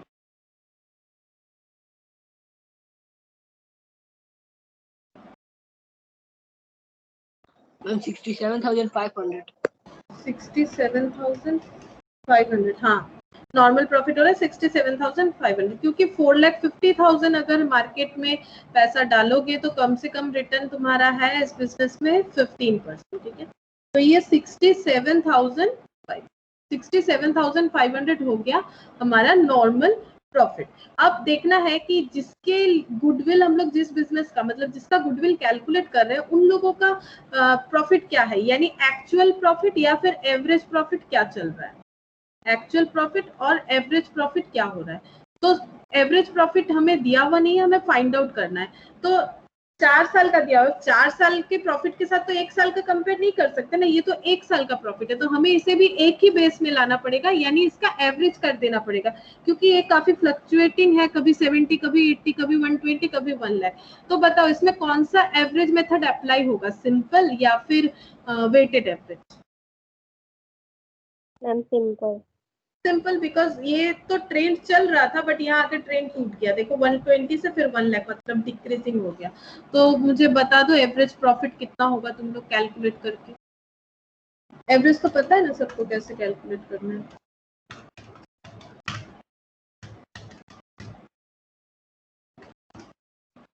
मैम 92,500। 92,500, ये सारा टोटल करो, फिर उसे डिवाइडेड बाय कितना करना है, 4 करना है। तो 92,500। देखो अब मार्केट में बाकी लोग जहां कमा रहे हैं 67,500 और ये कमा रहा है 92,500, तो कितना एक्स्ट्रा कमा रहा है बताओ, सुपर प्रॉफिट कितना हो जाएगा। 25,000। 25,000, दैट इज 92,500 माइनस 67,500, 25,000। बट हमें तो बोला है गुडविल कैलकुलेट करो, अभी तो बाकी है पॉइंट, गुडविल कैलकुलेट करने बोला है। नंबर ऑफ ईयर परचेज 3 है, तो बताओ गुडविल कितना होगा। 25,000। गुडविल हो जाएगा सुपर प्रॉफिट, यानी जो एक्स्ट्रा प्रॉफिट कमा रहा है, और ये कितने साल के लिए कमा रहा है, 3, तो 75,000। तो गुडविल का वैल्यूएशन कर लिया हम लोगों ने, 75,000 आ रहा है। तो ये देखो इस तरह से तुम लोग को कैलकुलेट करना है। फिर नेक्स्ट है देखो एन्युटी मेथड। एन्युटी मेथड क्यों आया?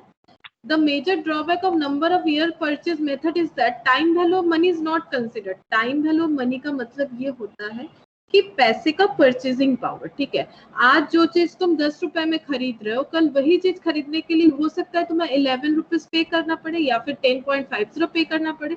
तो इन्फ्लेशन रेट चल रहा है, तो फिर इन्फ्लेशन के वजह से हमारा परचेजिंग पावर क्या हो रहा है, डे टू डे कम होते जा रहा है।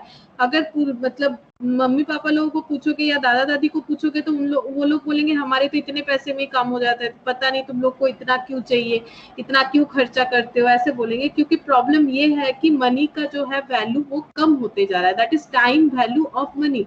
टाइम के साथ साथ मनी का वैल्यू क्या हो रहा है उसके बारे में purchase, number of year purchase method में ये कंसेप्ट कंसीडर नहीं किया जा रहा है, ठीक है। क्योंकि क्यों नहीं किया जा रहा है, देखो यहाँ पर हम लोग ये मान रहे हैं कि 25,000 3 इयर्स तक देखेंगे, लेकिन आज 25,000 का जो परचेसिंग वैल्यू है आफ्टर 1 ईयर, इसका वैल्यू 25,000 नहीं होगा। मतलब 25,000 पे जो परचेज कर सकते हैं आफ्टर 1 ईयर, हो सकता है 25,000 पे हम लोग वो चीज परचेज ही ना कर पाए।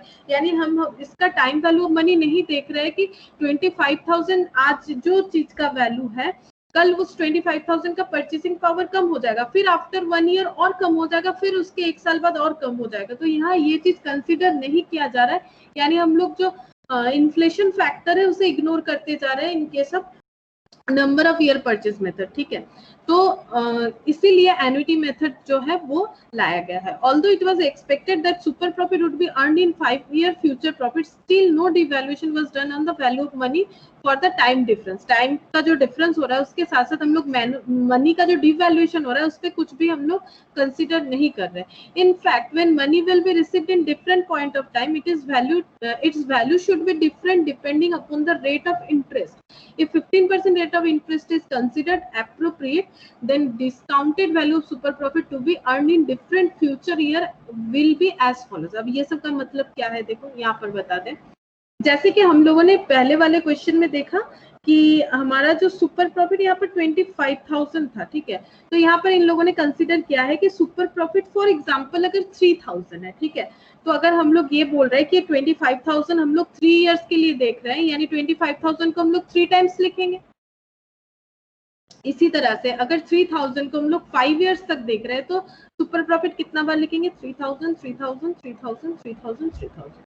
अब डिस्काउंटिंग फैक्टर क्या चल रहा है, 15%। इसका मतलब क्या है, 15% डिस्काउंटिंग फैक्टर का मतलब ये होता है कि आज अगर किसी चीज, मतलब आज जिस चीज का वैल्यू 1 रुपीज है, 15% डिस्काउंट रेट के हिसाब से आफ्टर 1 ईयर 1 रुपए का वैल्यू कितना कम हो जाएगा, 15% कम हो जाएगा। तो 15% कम करो, 1 into 15%, तो 0.1, हाँ तो कितना आएगा 0.15। हाँ मतलब ये देखो 15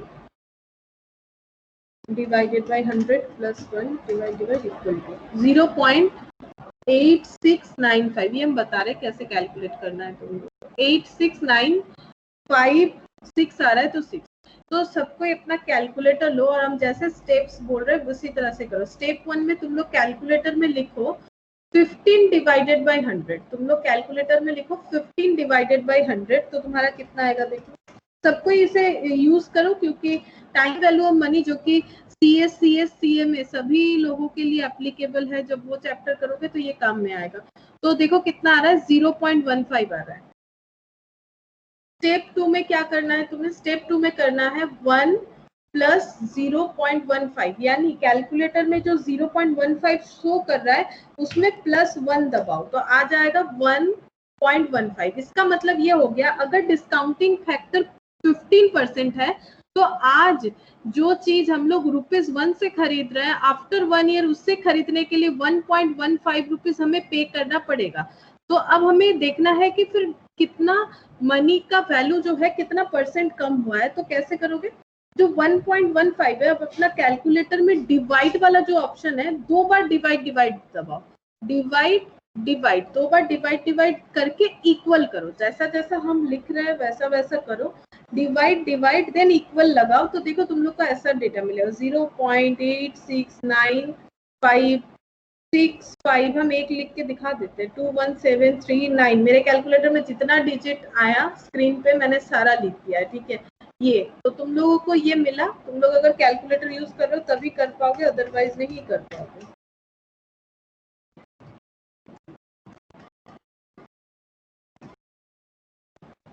तो स्टेप 3 में हम लोगों ने डिस्काउंट कर दिया, ठीक है। तो इतना हो रहा है डिस्काउंटिंग फैक्टर। ये देखो डिस्काउंटिंग फैक्टर किस तरह से कैलकुलेट करना है। तो डिस्काउंटिंग फैक्टर हो गया 0.8696, ठीक है।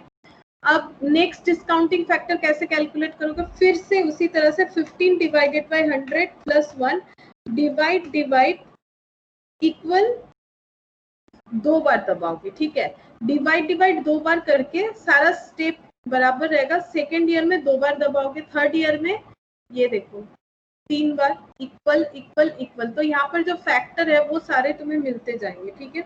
या फिर एक बार जो तुम्हारा 0.8696 आ गया ना, उसमें लाइन बाय लाइन दबाते जाओ, देखो सारे फैक्टर तुम्हारे सामने आ जाएंगे। ये सारा फैक्टर इसी तरह से हमें कैलकुलेट करना है, ठीक है, इस तरह से कैलकुलेट करना पड़ेगा। तो ये फैक्टर क्या बताता है, देखो कैलकुलेशन मैंने समझाया, यही तुम लोग को रूल्स फॉलो करना है। और ये देखो इसका मतलब क्या होता है, आफ्टर 5 इयर्स 1 रुपीज का वैल्यू कितना होना चाहिए, 1 अगर हम लोग डिस्काउंट नहीं मतलब डिस्काउंट पे नहीं ध्यान देंगे तो उसमें हम लोग को यही लगेगा कि अगर हम लोग 1-1 रुपया करके जमा कर रहे हैं तो आफ्टर 5 इयर्स, ठीक है, आफ्टर 5 इयर्स हमारे पास कितना रुपीज हो जाएगा, हमारे पास 5 रुपीज हो जाएगा। लेकिन अगर डिस्काउंटिंग फैक्टर अप्लाई करेंगे जो कि 15% चल रहा है, तो उसी 5 रुपीज का वैल्यू 3.3522 हो जाएगा। ये देखो 3.3522 हो जाएगा, मतलब 5 रुपीज जो अभी है, ठीक है, ये देखो ये प्रेजेंट कंडीशन है, ये फ्यूचर कंडीशन है। तो आज अगर तुम्हारे पास 5 तो 1 रुपए का कॉइन है, यानी 5 रुपीज है, अगर ये 5 रुपीज तुम आफ्टर 5 इयर्स यूज करोगे तो उसका ही वो 5 रुपीज तुम्हें क्या वैल्यू देगा, 3.3522 का वैल्यू देगा, ठीक है। तो ये जो है ये हम लोग अप्लाई कर रहे हैं सुपर प्रॉफिट के ऊपर। अगर 1 रुपए का वैल्यू इतना हो जाएगा तो 3000 का कितना हो जाएगा, अगर 1 रुपए का वैल्यू 15% डिस्काउंट से आफ्टर 2 ईयर इतना होगा तो 3000 का कितना होगा। इससे क्या हुआ, हम लोगों ने अपने सुपर प्रॉफिट का डिस्काउंटेड वैल्यू भी कैलकुलेट कर लिया कि आज जो 3000 है आफ्टर 1 ईयर उसका परचेसिंग पावर हो जाएगा 2608.80, आफ्टर 2 ईयर्स इतना, फिर इतना, इस तरह से परचेसिंग वैल्यू कम हो जाएगा। तो जो 15,000 हो रहा था, 5 टाइम्स अगर 3000 है, जो 15,000 हो रहा था उसका वैल्यू हो जाता है 10,056.60, ठीक है। जो हमें एन्युटी फैक्टर समझने में, एन्युटी फैक्टर जो है वो हमें ये समझाने में हेल्प करता है। तो so under this annuity method discounted value of total super profit becomes 10,056 and not 15,000 as was done under super profit method। जो हम लोग super profit method करते हैं, अगर हम लोग annuity factor अप्लाई नहीं करते, चाहे जो भी हो, जैसे यहाँ 15% था, अगर अप्लाई नहीं करते हैं तो फिर हम लोगों को यही लगेगा कि 15,000 का प्रॉफिट है, लेकिन नहीं, जो आज हमें 15,000 लग रहा है वो आफ्टर 5 ईयर उसका वैल्यू कम हो जाएगा। The word annuity is used to mean identical annual amount of super profit. So for discounting it is possible to refer to annuity table। इसे annuity table बोला जाता है, ठीक है। इसका मतलब ये है present value of ₹1 to be received at the end of each year for n years at the rate of 15%। मतलब आफ्टर n मतलब यहाँ पर 5 इयर्स हो गया, तो 1-1 रुपए का वैल्यू आफ्टर 5 इयर्स 5 रुपीज की जगह हो जाएगा 3.3522 अगर डिस्काउंट 15% पर एनम रेट पे चल रहा है तो। So value of goodwill under annuity method कितना हो जाता है, डायरेक्टली अगर करना चाहो तो इतना करोगे तो भी जो आंसर आएगा अलग अलग, और अगर एक साथ कर दोगे दैट इज 3000 इंटू 3.3522, इसका मतलब है 1 रुपए का वैल्यू आफ्टर 5 इयर्स अगर इतना होगा तो 3000 का वैल्यू सेम उसी डिस्काउंट रेट पे आफ्टर 5 इयर्स कितना हो जाएगा, 3000 इंटू 3.3522 दैट इज 10,056.60। यहाँ डिटेल्स में बताया, यहाँ पर डायरेक्टली कर दिया। तो ये होता है हमारा एन्युटी फैक्टर। नेक्स्ट है देखो, calculate goodwill by annuity method of super profit from the following facts. हमें यहाँ पर सुपर प्रॉफिट कैलकुलेट करने के लिए बोला है। Annual maintainable profit after tax, tax देने के बाद हर साल जो प्रॉफिट होता है वो है 65,000। कैपिटल एम्प्लॉयड है 4 lakh, normal rate of return है 12%। प्रेजेंट वैल्यू ऑफ एन्युटी जो कि तुम्हें दे देगा, टेबल क्रिएट करने का जरूरत नहीं है, लेकिन फिर भी वो टेबल क्रिएट करना सीख जाओ क्योंकि ये मैथमेटिक्स में काम आएगा। हमें गुडविल कैलकुलेट करना है ये सारे इंफॉर्मेशन से, तो तुम लोग ट्राई करो किस तरह से गुडविल हम लोग कैलकुलेट कर सकते हैं। ये सारे इंफॉर्मेशन से हम लोग को सुपर प्रॉफिट मेथड बोला है, लेकिन उसके साथ साथ उसमें हमें अप्लाई करने बोल रहा है एन्युटी टेबल को भी।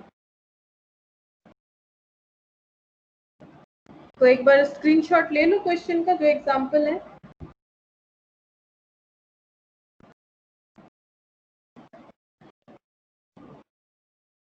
तो annual maintainable profit after tax, ठीक है, टैक्स वैक्स देने के बाद 65,000।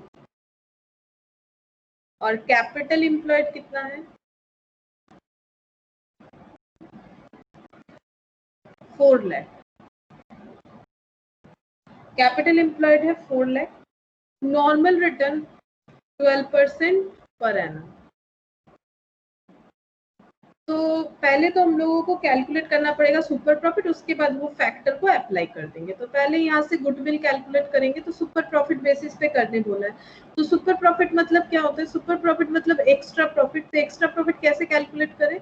तो इन लोगों का तो एवरेज मेंटेनेबल प्रॉफिट यानी एक्चुअल प्रॉफिट 65,000 है, लेकिन नॉर्मली इस बिजनेस में कितना कमा सकता है कोई भी? 12%। 4 लाख के ऊपर 12% अप्लाई करो, क्योंकि इसने भी 4 लाख लगाया था। कितना होगा?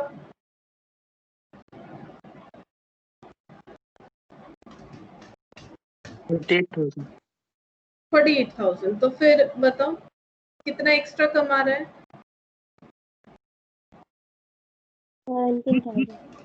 17,000 एक्स्ट्रा कमा रहा है। तो 17,000 हो गया सुपर प्रॉफिट। और अगर नंबर ऑफ ईयर परचेज होता तो हम लोग इसमें क्या करते हैं? Into number of year purchase कर देते, लेकिन ये हमें एन्युटी मेथड में बोला है। तो ये 17,000 का फैक्टर हमें ये बता दिया, इन लोगों ने करके बता दिया 5 ईयर्स के लिए। ठीक है, 5 ईयर्स का है 3.604,776। तो देखो इनटू कर लो कितना होता है। 3.604,776 61,281 61,281 ये हो रहा है। ठीक है, अप्रॉक्स लिख दोगे अगर एग्जैक्ट वैल्यू नहीं आता है। तो ये हो गया हमारा गुडविल। तो ये देखो ये हो गया हमारा गुडविल। और अगर बोला जाता है कि capitalisation of super profit method से करना है, तो गुडविल कैसे कैलकुलेट होता है? गुडविल कैलकुलेट होगा super profit divided by normal rate of return. इसका मतलब क्या है? देखो इतना तक तो तुम लोग समझ ही गए होगे, 62,281 जो भी हम लोगों ने सॉल्व किया। अब ये बोल रहा है कि कैपिटलाइजेशन ऑफ सुपर प्रॉफिट, इसका मतलब होता है कि सुपर प्रॉफिट का कैपिटलाइज्ड वैल्यू निकालना। इसका मतलब क्या होता है पहले समझो। Capitalisation of super profit, super profit का कैपिटलाइज्ड वैल्यू निकालो। मतलब सुपर प्रॉफिट का कैपिटलाइज्ड मतलब जैसे कि देखो, ये देखो जैसे मैंने एग्जांपल लिया था थोड़ी देर पहले कि इसने 1 लाख लगाया और 15,000 अर्न किया, और एक ने 1 लाख लगाया और 20,000 अर्न किया। तो इसका मतलब इसका कितना कम हो रहा है अर्निंग? इसका अर्निंग कम हो रहा है 5,000 का। ठीक है, इसका अर्निंग 5,000 का कम है। इसके हिसाब से ये मैंने लिखा था बी और इसे मैंने लिखा था ए। ठीक है, ये मिस्टर ए और ये मिस्टर बी। अब सुपर प्रॉफिट कितना था? सुपर प्रॉफिट हमारा आया था 5,000। कैसे पता चला? 20,000 माइनस 15,000। ठीक है, तो सुपर प्रॉफिट आया था हमारा 5,000। अब बोल रहे हैं कैपिटलाइजेशन वैल्यू सुपर प्रॉफिट मतलब अगर इसको भी और 5,000 कमाना है, इसके इक्विवेलेंट अगर कमाना है, तो इसको क्या करना पड़ेगा? इसके पास तो गुडविल नहीं है। इसका 1 लाख लगा के 20,000 आ रहा है, इसका 1 लाख लगा के 15,000 आ रहा है। ये 15,000 इसका नॉर्मल रिटर्न है, ये इसका एक्स्ट्रा रिटर्न आ रहा है। तो इसका मतलब इसका गुडविल है। ठीक है, तो अब इसको और कितना कैपिटल लगाना पड़ेगा ताकि ये 20,000 अर्न कर पाए? क्योंकि इसके पास तो गुडविल नहीं है। तो ये एक ही चीज कर सकता है, इसको 20,000 कमाने के लिए क्या करना पड़ेगा? अगर ये भी चाहता है कि हम भी 20,000 कमाए, तो इसे प्रॉफिट पॉइंट प्लस 5,000 करने के लिए कितना कैपिटल लगाना पड़ेगा? बता सकते हो तुम लोग? इसे कितना कैपिटल लगाना पड़ेगा?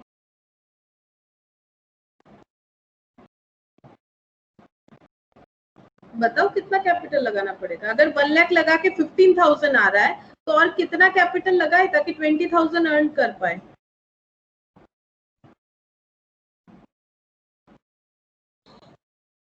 ये तो यूनिटरी मेथड की तरह है। बताओ।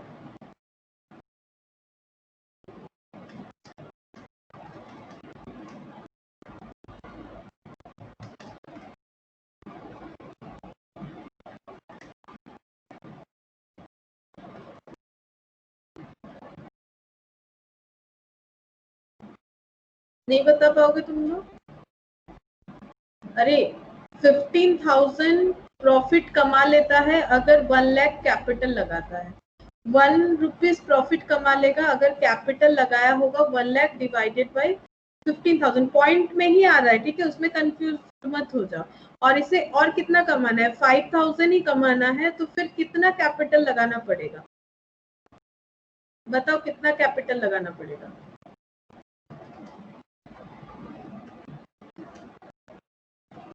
मैम 1,33,330। हाँ, पहले 33,333 इतना लगाना पड़ेगा एडिशनल 5,000 के लिए, यानी टोटल कितना लगाना पड़ेगा? 1 लाख प्लस 33,333, यानी 1,33,333 कैपिटल एम्प्लॉय करना पड़ेगा। अब इस पे 15% लगाओ, नॉर्मल रिटर्न तो 15% ही था ना, इसका हम लोगों ने कैलकुलेट किया था। ये रिटर्न कितना दे रहा है? 15%, तो इस पे 15% लगाओ। 1,33,333 पे 15% लगा के देखो 20,000 आता है कि नहीं।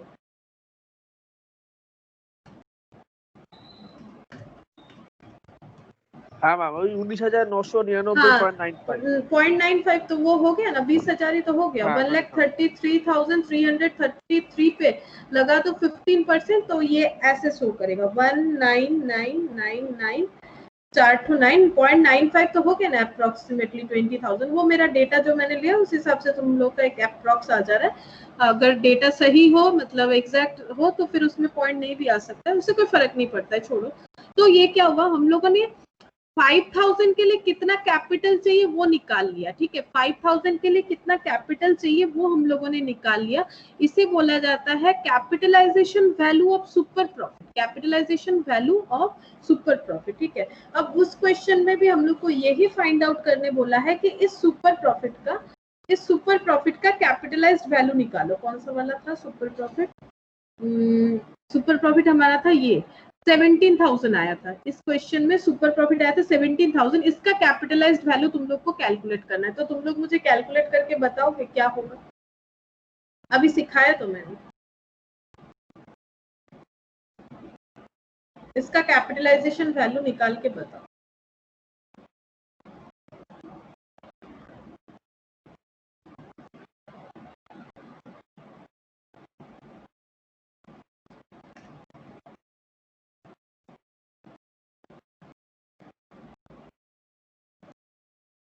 इसका और एक आसान तरीका भी बता देते हैं। देखो, ये तो मैंने समझाने के लिए यूनिटरी मेथड किया। वैसे नॉर्मल रेट ऑफ रिटर्न हमारा कितना आया था? 15%। तो हम लोग ये बेस भी तो यूज कर सकते थे ना कि 15 रुपीज प्रॉफिट के लिए 100 रुपए लगाने पड़ते हैं इस बिजनेस में, तो 1 के लिए कितना? 100/15, तो 5,000 के लिए कितना?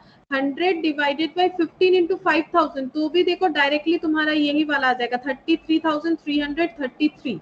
तो एक्चुअली हम लोगों ने क्या किया, सुपर प्रॉफिट डिवाइडेड बाय हम लोगों ने कर दिया नॉर्मल रेट ऑफ रिटर्न। देखो सुपर प्रॉफिट कितना था? 5,000।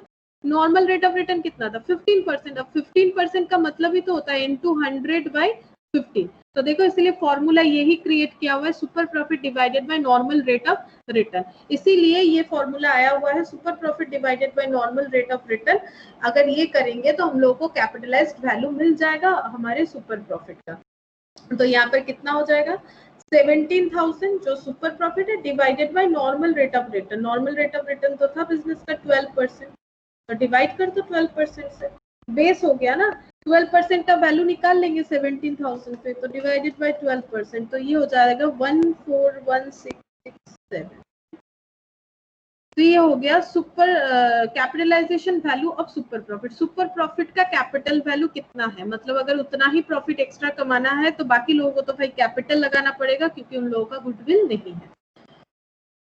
अब देखो बोल रहा है कैपिटलाइजेशन बेसिस, तो इसमें क्या करना पड़ता है? तो ये भी वो रूल्स रेगुलेशन को थियोरेटिकली बता के रखे, हम लोग प्रैक्टिकली देखते हैं किस तरह से हम लोग को कैलकुलेट करना है। जैसे यहाँ पर दिया हुआ है, देखो goodwill equal to normal capital minus actual capital. मतलब ये फिर से वही एग्जांपल को हम बताएंगे। गुडविल क्या कैसे कैलकुलेट होगा?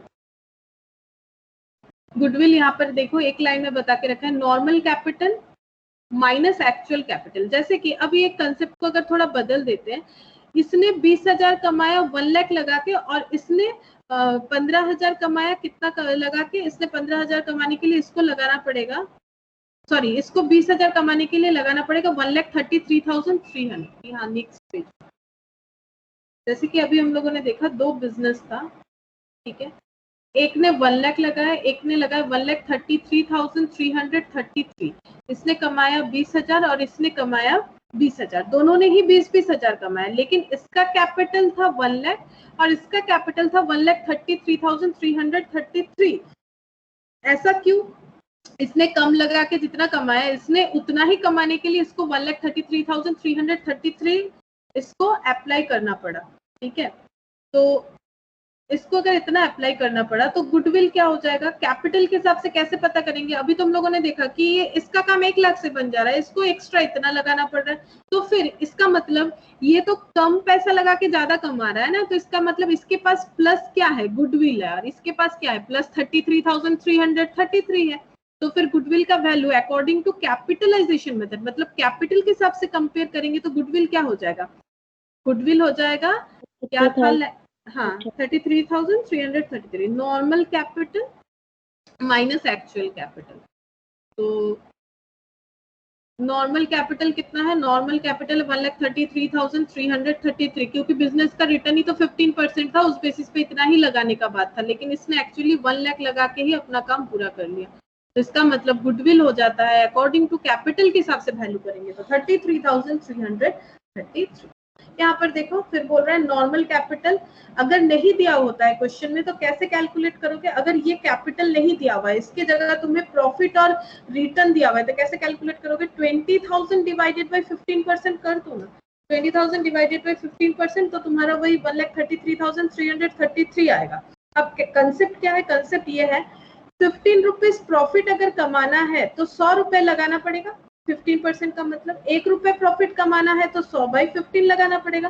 अगर 20,000 प्रॉफिट कमाना है, क्योंकि रिटर्न तो 15% करके चल रहा है, तो फिर ये 20,000 हो गए और ये हो गया 15, तो फिर तुम्हें कितना मतलब कैपिटल लगाना पड़ेगा? दैट इज 1,33,033 और इसी का फॉर्मेट यही वाला है 20,000 और नीचे ये 15% का ही मतलब होता है 100/50। अगर ये नहीं रहे, मिसिंग रहे क्वेश्चन में कैपिटल, तो इस तरह से कैलकुलेट करना है।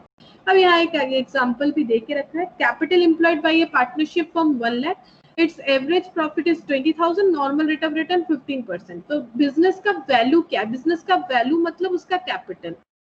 अरे यहाँ भी ऐसे ही एग्जांपल है।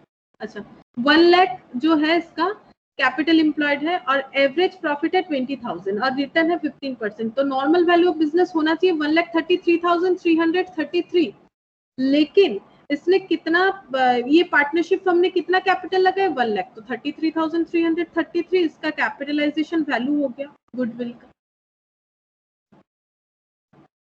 अच्छा, नेक्स्ट देखो क्या दिया हुआ है। नेक्स्ट दिया हुआ है the net tangible asset of a firm are worth 4,10,000। Tangible asset है 4,10,000। Average profit of last 4 years 60,000। Last 4 years का एवरेज प्रॉफिट कैलकुलेट करके दिया हुआ 60,000। Find out the value of goodwill if the reasonable return on capital investment is 20,000। अगर 20,000 का return है तो ये तुम लोग कैलकुलेट करके मुझे बताओ। दिया हुआ है कि एसेट है 4,10,000, एवरेज प्रॉफिट दिया हुआ है लास्ट 4 इयर्स का 60,000। हम लोग को गुडविल कैलकुलेट करना है अगर नॉर्मल रिटर्न जो है बिजनेस का 12% है। तो ये सारे डेटा अवेलेबल है,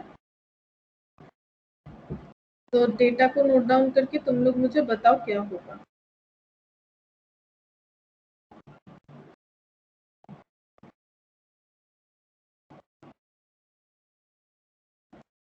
तो हम यहाँ लिखते हैं, देखो, net tangible asset 4,10,000, 4 years average profit, ये प्रॉफिट का साइन है 60,000, इसे पाई बोलते हैं, पाई। और रिटर्न है capital investment is 12%, NRR normal rate of return है 12%। तो बोला जा रहा है हमें फाइंड आउट करना है गुडविल इक्वल टू कितना होगा। तो बताओ गुडविल इक्वल टू कितना होगा?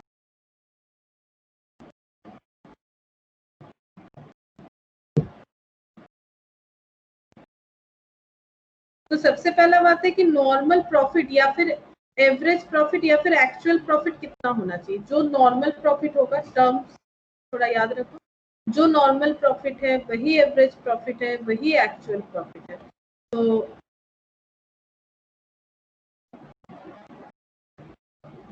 सॉरी एवरेज या एक्चुअल प्रॉफिट तो जो फर्म का हो रहा है, नॉर्मल प्रॉफिट तो नॉर्मल प्रॉफिट कितना होगा? देखो normal profit 4,10,000 into net tangible asset ना, तो टोटल एसेट इक्वल टू तो टोटल लायबिलिटी होता है। तो बताओ 4,10,000 इंटू कितना होगा? 12%, कितना हो जाएगा बताओ?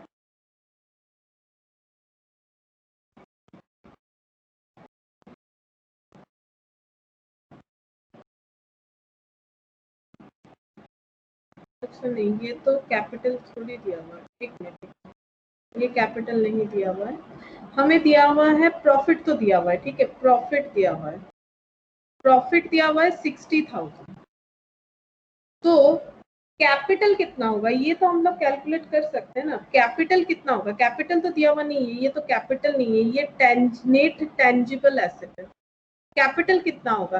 तो रिटर्न क्या है? 12%, ठीक है। तो अगर 12 रुपीज का प्रॉफिट है तो कैपिटल 100 है, तो 1 हो जाएगा, तो 100/12। और 60,000 अगर प्रॉफिट है तो कैपिटल कितना होगा नॉर्मल के अकॉर्डिंग?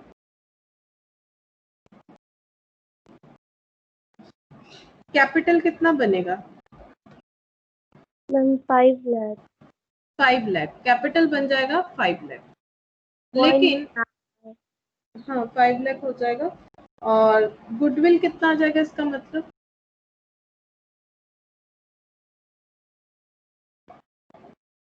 5 लाख हो गया वैल्यू ऑफ फर्म, और नेट एसेट हो गया है दिया हुआ है 4,10,000। तो गुडविल कैसे कैलकुलेट कर रहे हैं हम लोग? लिख रहे हैं वैल्यू ऑफ फर्म, ठीक है, माइनस नेट एसेट, तो ये हो जाएगा 90,000। ये गुडविल आ गया। तो हमारा वैल्यू जो हो रहा है, हमारा कैपिटल का वैल्यू हो रहा है 5 लाख, और नेट एसेट जो है वो है 4,10,000, ठीक है। नेट एसेट आया है 4,10,000, तो फिर इन दोनों का जो डिफरेंस हो जाएगा वही हमारा गुडविल हो जाएगा, कि जो काम 5 लाख लगा के होने वाला था वो 4,10,000 से ही हो गया। तो इसे हम लोग बोलेंगे इस बिजनेस का गुडविल। अच्छा नेक्स्ट देखो, इलास्ट्रेशन 1 दिया हुआ है, यहाँ पर बोल रहा है find out the value of goodwill following various methods, ठीक है। तो मेथड्स अलग अलग अप्लाई करके हम लोग को गुडविल कैलकुलेट करना है। तो ये कंप्लीट हमें सम्स मिलेगा। तो यहाँ पर देखो, Lee and Lawson are in equal partnership, they agreed to take Hicks as 1/4 partner. For this, it was decided to find out the value of goodwill. तो value of goodwill find out करना चाहता है, क्योंकि इन लोगों के partnership firm में एक admission हो रहा है न्यू पार्टनर का। 4 इयर्स का प्रॉफिट बता दिया है।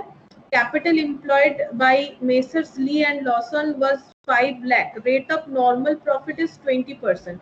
नॉर्मल प्रॉफिट का रेट है 20%। हम लोग को सारे मेथड जो है वो अप्लाई करने हैं। तो सबसे पहले हम लोग अप्लाई करेंगे average profit method.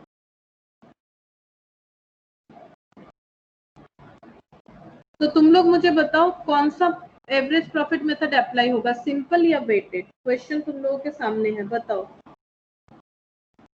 Simple method apply होगा, वेटेड? मतलब पहले तुम्हें क्या देखना है? ट्रेंड देखना है। वेटेड। वेटेड क्यों क्यों क्यों बताओ, वेटेड क्यों? ट्रेंड कौन सा दिख रहा है? इंक्रीजिंग।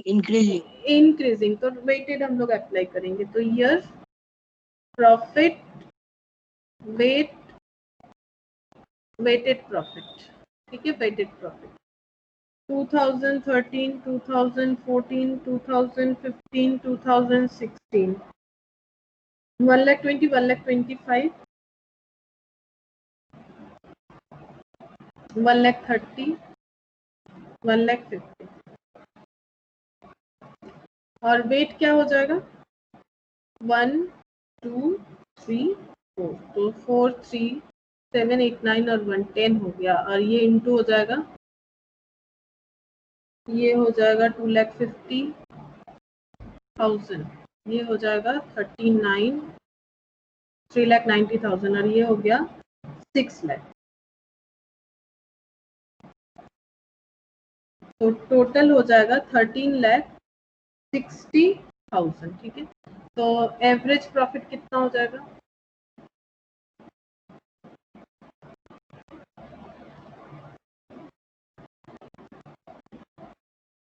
डिवाइडेड बाई 10, तो 1,36,000।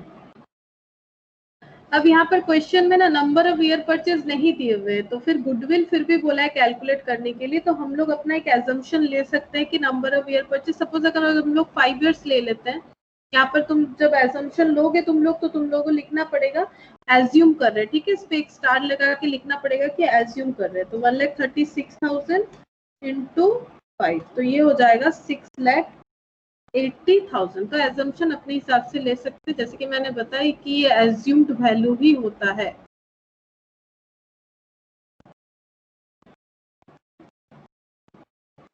तो ये इन लोगों ने कितना एजम्पशन लिया देखते हैं। इन लोगों ने लिया 3 इयर्स का, तो इन लोग का अलग आंसर है, ठीक है, कोई बात नहीं, हम लोग अपने हिसाब से एजम्पशन ले सकते हैं। अच्छा, नेक्स्ट हम लोग करेंगे super profit method.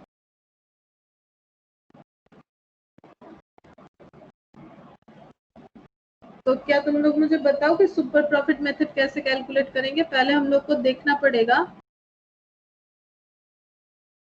Average profit देखना पड़ेगा और नॉर्मल प्रॉफिट। तो क्वेश्चन में फिर से जाते हैं। नॉर्मल प्रॉफिट कितना होगा, 5 लाख इन लोगों ने कैपिटल लगाया है, 20% नॉर्मल रिटर्न है, तो सुपर प्रॉफिट मतलब हो जाएगा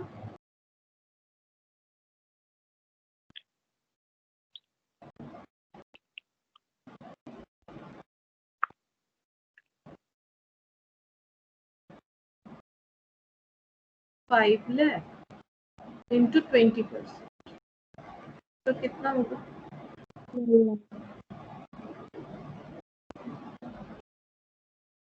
36,000 ना, 36,000 हो रहा है, तो ये हो गया सुपर प्रॉफिट। अब गुडविल कैलकुलेट करना है, तो कुछ नहीं बताया तो हम लोग नंबर ऑफ ईयर परचेज से ही लेंगे। जैसे कि हम लोगों ने 5 इयर्स का एजम्पशन लिया था, तो वही फिर से ले लेते हैं 1,80,000, तो ये आ गया 1,80,000। देखते हैं इन लोगों का क्या हुआ है। इन लोगों का तो अलग आएगा, 36 आया है, लेकिन 3 इयर्स के बेसिस में 1,08,000 आया है। अब एनुइटी, तो एनुइटी के लिए भी तो हमें इंटरेस्ट फैक्टर जो है वो देखना पड़ेगा, मतलब क्या इंटरेस्ट दिया हुआ है। तो इंटरेस्ट फैक्टर क्या कुछ दिया हुआ था, नहीं, कुछ नहीं दिया हुआ है, तो ठीक है, यहाँ देख लेते हैं इन लोगों ने कितना मान के रखा है, एजम्पशन लेके रखा है। देखो एजम्पशन लिया है, इंटरेस्ट रेट लिया है 20% पर एनम, और goodwill is valued at 3 years purchase, ठीक है। तो 20% यहाँ पर किस तरह से किया है, देखो 3 इयर्स परचेज किया है, तो ये सुपर प्रॉफिट का ही एन्युटी मेथड होता है। सुपर प्रॉफिट 3 तरह का होता है, super profit of number of year purchase, super profit of capitalisation method, और super profit of annuity method.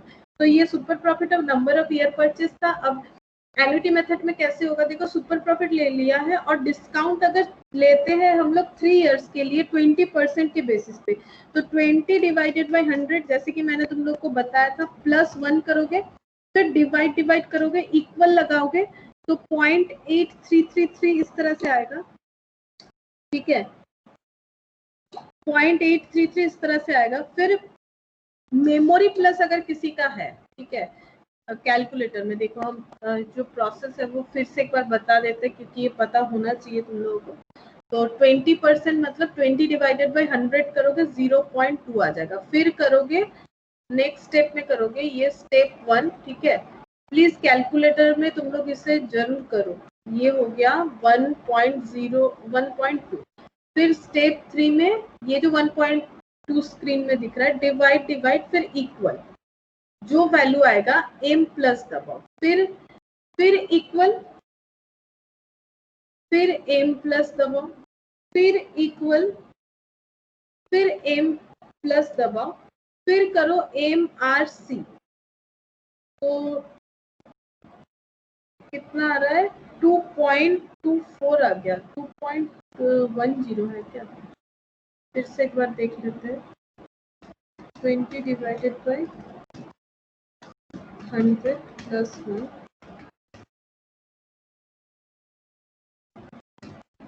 हाँ 2.10 ही आ रहा है, ठीक है। उसी तरह से करके देखो, मेरा शायद कुछ गलत हुआ होगा एक बार कैलकुलेशन करने के टाइम पे, क्योंकि 20 डिवाइडेड बाई 100 प्लस 1, तो ये 1.2 divide equal memory plus equal में देखो पहले इक्वल में आ रहा है 0.833333 इस तरह से, फिर इक्वल 0.69444 इस तरह से, फिर मेमोरी प्लस, फिर इक्वल 0.57870, फिर मेमोरी प्लस, फिर एमआरसी करो, मेमोरी रिकॉल करो तो तुम लोग का वैल्यू शो कर देगा ये वाला, ठीक है।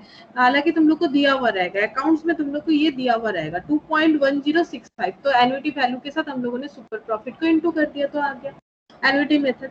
और कैपिटलाइजेशन मेथड से भी हमें कैलकुलेट करना है, तो कैपिटलाइजेशन मेथड से कैसे कैलकुलेट होगा देखो, सेम क्वेश्चन, कैपिटलाइजेशन बेसिस, तो नॉर्मल वैल्यू ऑफ बिजनेस पहले कैलकुलेट करेंगे। तो नॉर्मल वैल्यू ऑफ बिजनेस कितना हो जाएगा, 1,36,000 है नॉर्मल प्रॉफिट, 1,36,000 था average profit, sorry average profit था, देखो हम लोगों ने पहले ही कैलकुलेट किया था 1,36,000, ये देखो यहाँ पर 1,36,000 था हमारा एवरेज प्रॉफिट, ठीक है, डिवाइडेड बाय रिटर्न 20%, तो यहाँ पर आ जा रहा है 6,80,000। और कैपिटल कितना लगाया इन लोगों ने, कैपिटल इन लोगों ने लगाया है 5 लाख, तो ये हो गया 1,80,000 का गुडविल। मतलब अगर इन लोगों का काम हो जाता है 5 लाख से, बाकी लोगों को लगाना पड़ता है 6,80,000, क्योंकि अगर 1,36,000 प्रॉफिट किसी को भी कमाना है according to our normal rate of return, यानी जो बिजनेस का नॉर्मल वैल्यू होना चाहिए था वो 6,80,000 होना चाहिए था, लेकिन इन लोगों का 5 लाख कैपिटल से ही काम बन गया, इसलिए 1,80,000, ये देखो 5 लाख से ही काम बन गया, इसलिए 1,80,000 जो कैपिटल वैल्यू आ गया, तो इसे बोलेंगे हम लोग capitalisation basis.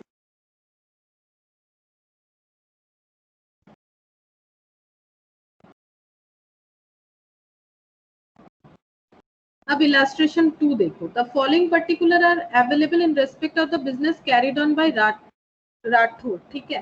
Capital investment 1,50,000, trading result दिया हुआ है, प्रॉफिट देन लॉस, फिर प्रॉफिट दिया हुआ है, market rate of interest on investment दिया हुआ है 10%, rate of risk return on capital invested in business, risk तो रहता ही है, मतलब अगर हम लोग अपना पैसा बिजनेस में ना लगा के बैंक में रखते तो फिर वो रिस्क फ्री हो जाएगा, क्योंकि वहां से हमें रिटर्न आएगा, लेकिन रिटर्न का वैल्यू कम होता है, तभी रिस्क लेके हम लोग अपना कैपिटल कहीं ना कहीं इन्वेस्ट करते हैं। अब बिजनेस में करते हैं तो नॉर्मल रेट तो 10% रिटर्न तो हमें मिलेगा, और रिस्क की वजह से और भी 2% रिटर्न, यानी ओवरऑल 12% का रिटर्न मिल रहा है इस बिजनेस में।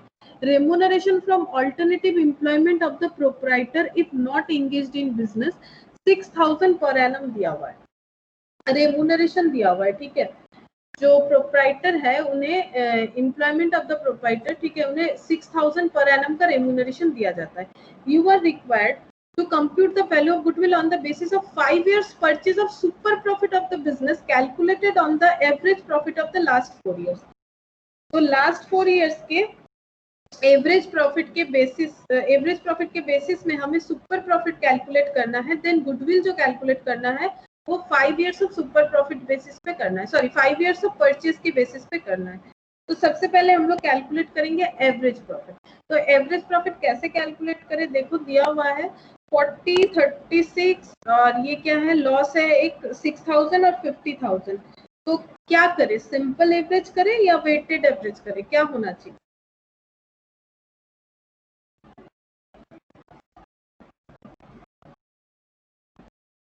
अरे बताओ मैम सिंपल। हाँ तो कितना होगा बताओ, 40, 36, 6 और 50, यहीं पर करके दिखाते हैं, सही से बताओ, ठीक है। 1,20,000। 1,20,000 ये माइनस कर रहे हो ना? यस मैम, माइनस करके। हाँ 1,20,000 टोटल प्रॉफिट, ठीक है। तो एवरेज कितना आ जाएगा, डिवाइडेड बाय कितना करोगे, 4 मैम 30,000। 30,000 आ गया एवरेज प्रॉफिट, ठीक है। लेकिन बोल रहा है कि रेम्यूनरेशन देना पड़ेगा प्रोप्राइटर को 6,000 पर एनम, यानी ये चार्ज किया हुआ नहीं है, ठीक है।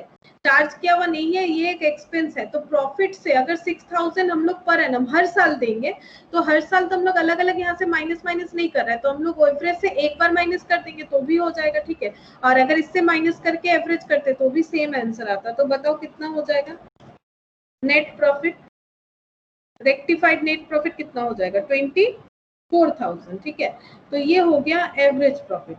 और नॉर्मल रिटर्न कितना है, क्योंकि नॉर्मल रिटर्न है हमारा 12%, ये दोनों को मिला के, तो 1.5 लाख के ऊपर 12% लगा के देखो कि नॉर्मल प्रॉफिट कितना होना चाहिए था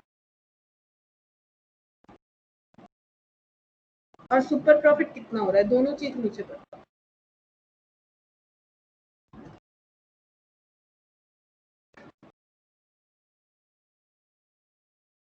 मैम 18,000। 18,000 क्या आ रहा है, ये नॉर्मल प्रॉफिट। तो सुपर प्रॉफिट कितना होगा,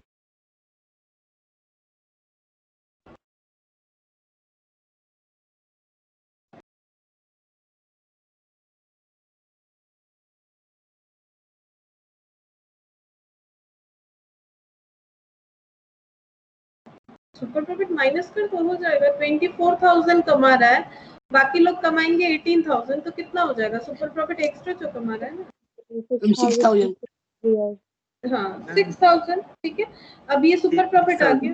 हाँ, और हमें क्या करना है, 5 इयर्स परचेज और सुपर प्रॉफिट करना है। तो सुपर प्रॉफिट, ये प्रॉफिट कितने साल तक हम लोग देख सकते हैं, 5 इयर्स। तो goodwill equal to super profit into number of year purchase. तो 6,000 इंटू 5 इयर्स, तो कितना हो जाएगा 30,000।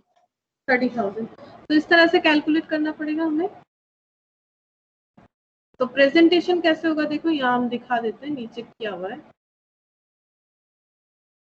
तो अगर कुछ एडजस्ट नहीं किया हुआ रहता है, जैसे यहाँ पर रेम्यूनरेशन चार्ज किया हुआ नहीं था, तो हम लोगों ने रेम्यूनरेशन को चार्ज किया, तो तुम लोग को ये देखना है कि अगर कुछ रेक्टिफिकेशन करना है हमें प्रॉफिट में, तो वो हम लोग करेंगे। तो ये देखो दिया हुआ है ट्रेडिंग प्रॉफिट, किस तरह से प्रेजेंटेशन करना है देखो, तो तुम लोग भी इसी तरह से प्रेजेंटेशन करोगे। ट्रेडिंग प्रॉफिट दिया हुआ है, ठीक है। यहाँ पर इन लोगों ने लॉस को अलग से फिर से दिखाया, तुम लोग चाहो तो इसी में दिखा सकते हो 2013। और यहाँ जो 16 जो है, अच्छा ये लास्ट ईयर आया, तो तुम लोग इसे लॉस बोल के दिखा सकते हो। तो 1,20,000 एवरेज प्रॉफिट आ गया। रेम्यूनरेशन फॉर द प्रोप्राइटर जो चार्ज किया हुआ नहीं था, उसे हम लोगों ने माइनस किया, तो हमें एवरेज मेंटेनेबल प्रॉफिट पता चल गया 24,000। नॉर्मल प्रॉफिट जो है अकॉर्डिंग टू कैपिटल एम्प्लॉयड हो गया 18,000, 12% ऑफ कैपिटल एम्प्लॉयड। और सुपर प्रॉफिट 6,000, और 5 इयर्स के लिए हमें कैलकुलेट करना है, तो ये हो गया है 30,000।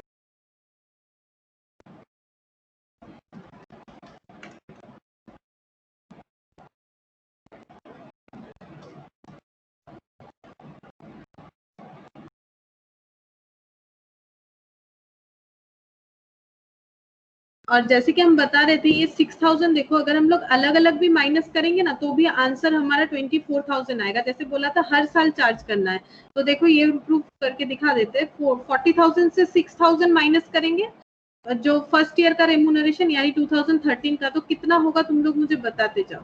और 36,000 से भी ये हो जाएगा 36,000, नहीं 34 होगा ना, 34। हाँ ये 30,000 हो जाएगा। हाँ ये वाला, ये कितना हो रहा है 44 हो रहा है। और ये जो है 6,000 का लॉस है, तो नेगेटिव 6,000 माइनस फिर से 6,000, तो कितना हो जाएगा 12,000 माइनस। हाँ, अब ये सारा टोटल करो, 34,000, 30,000, 34,000,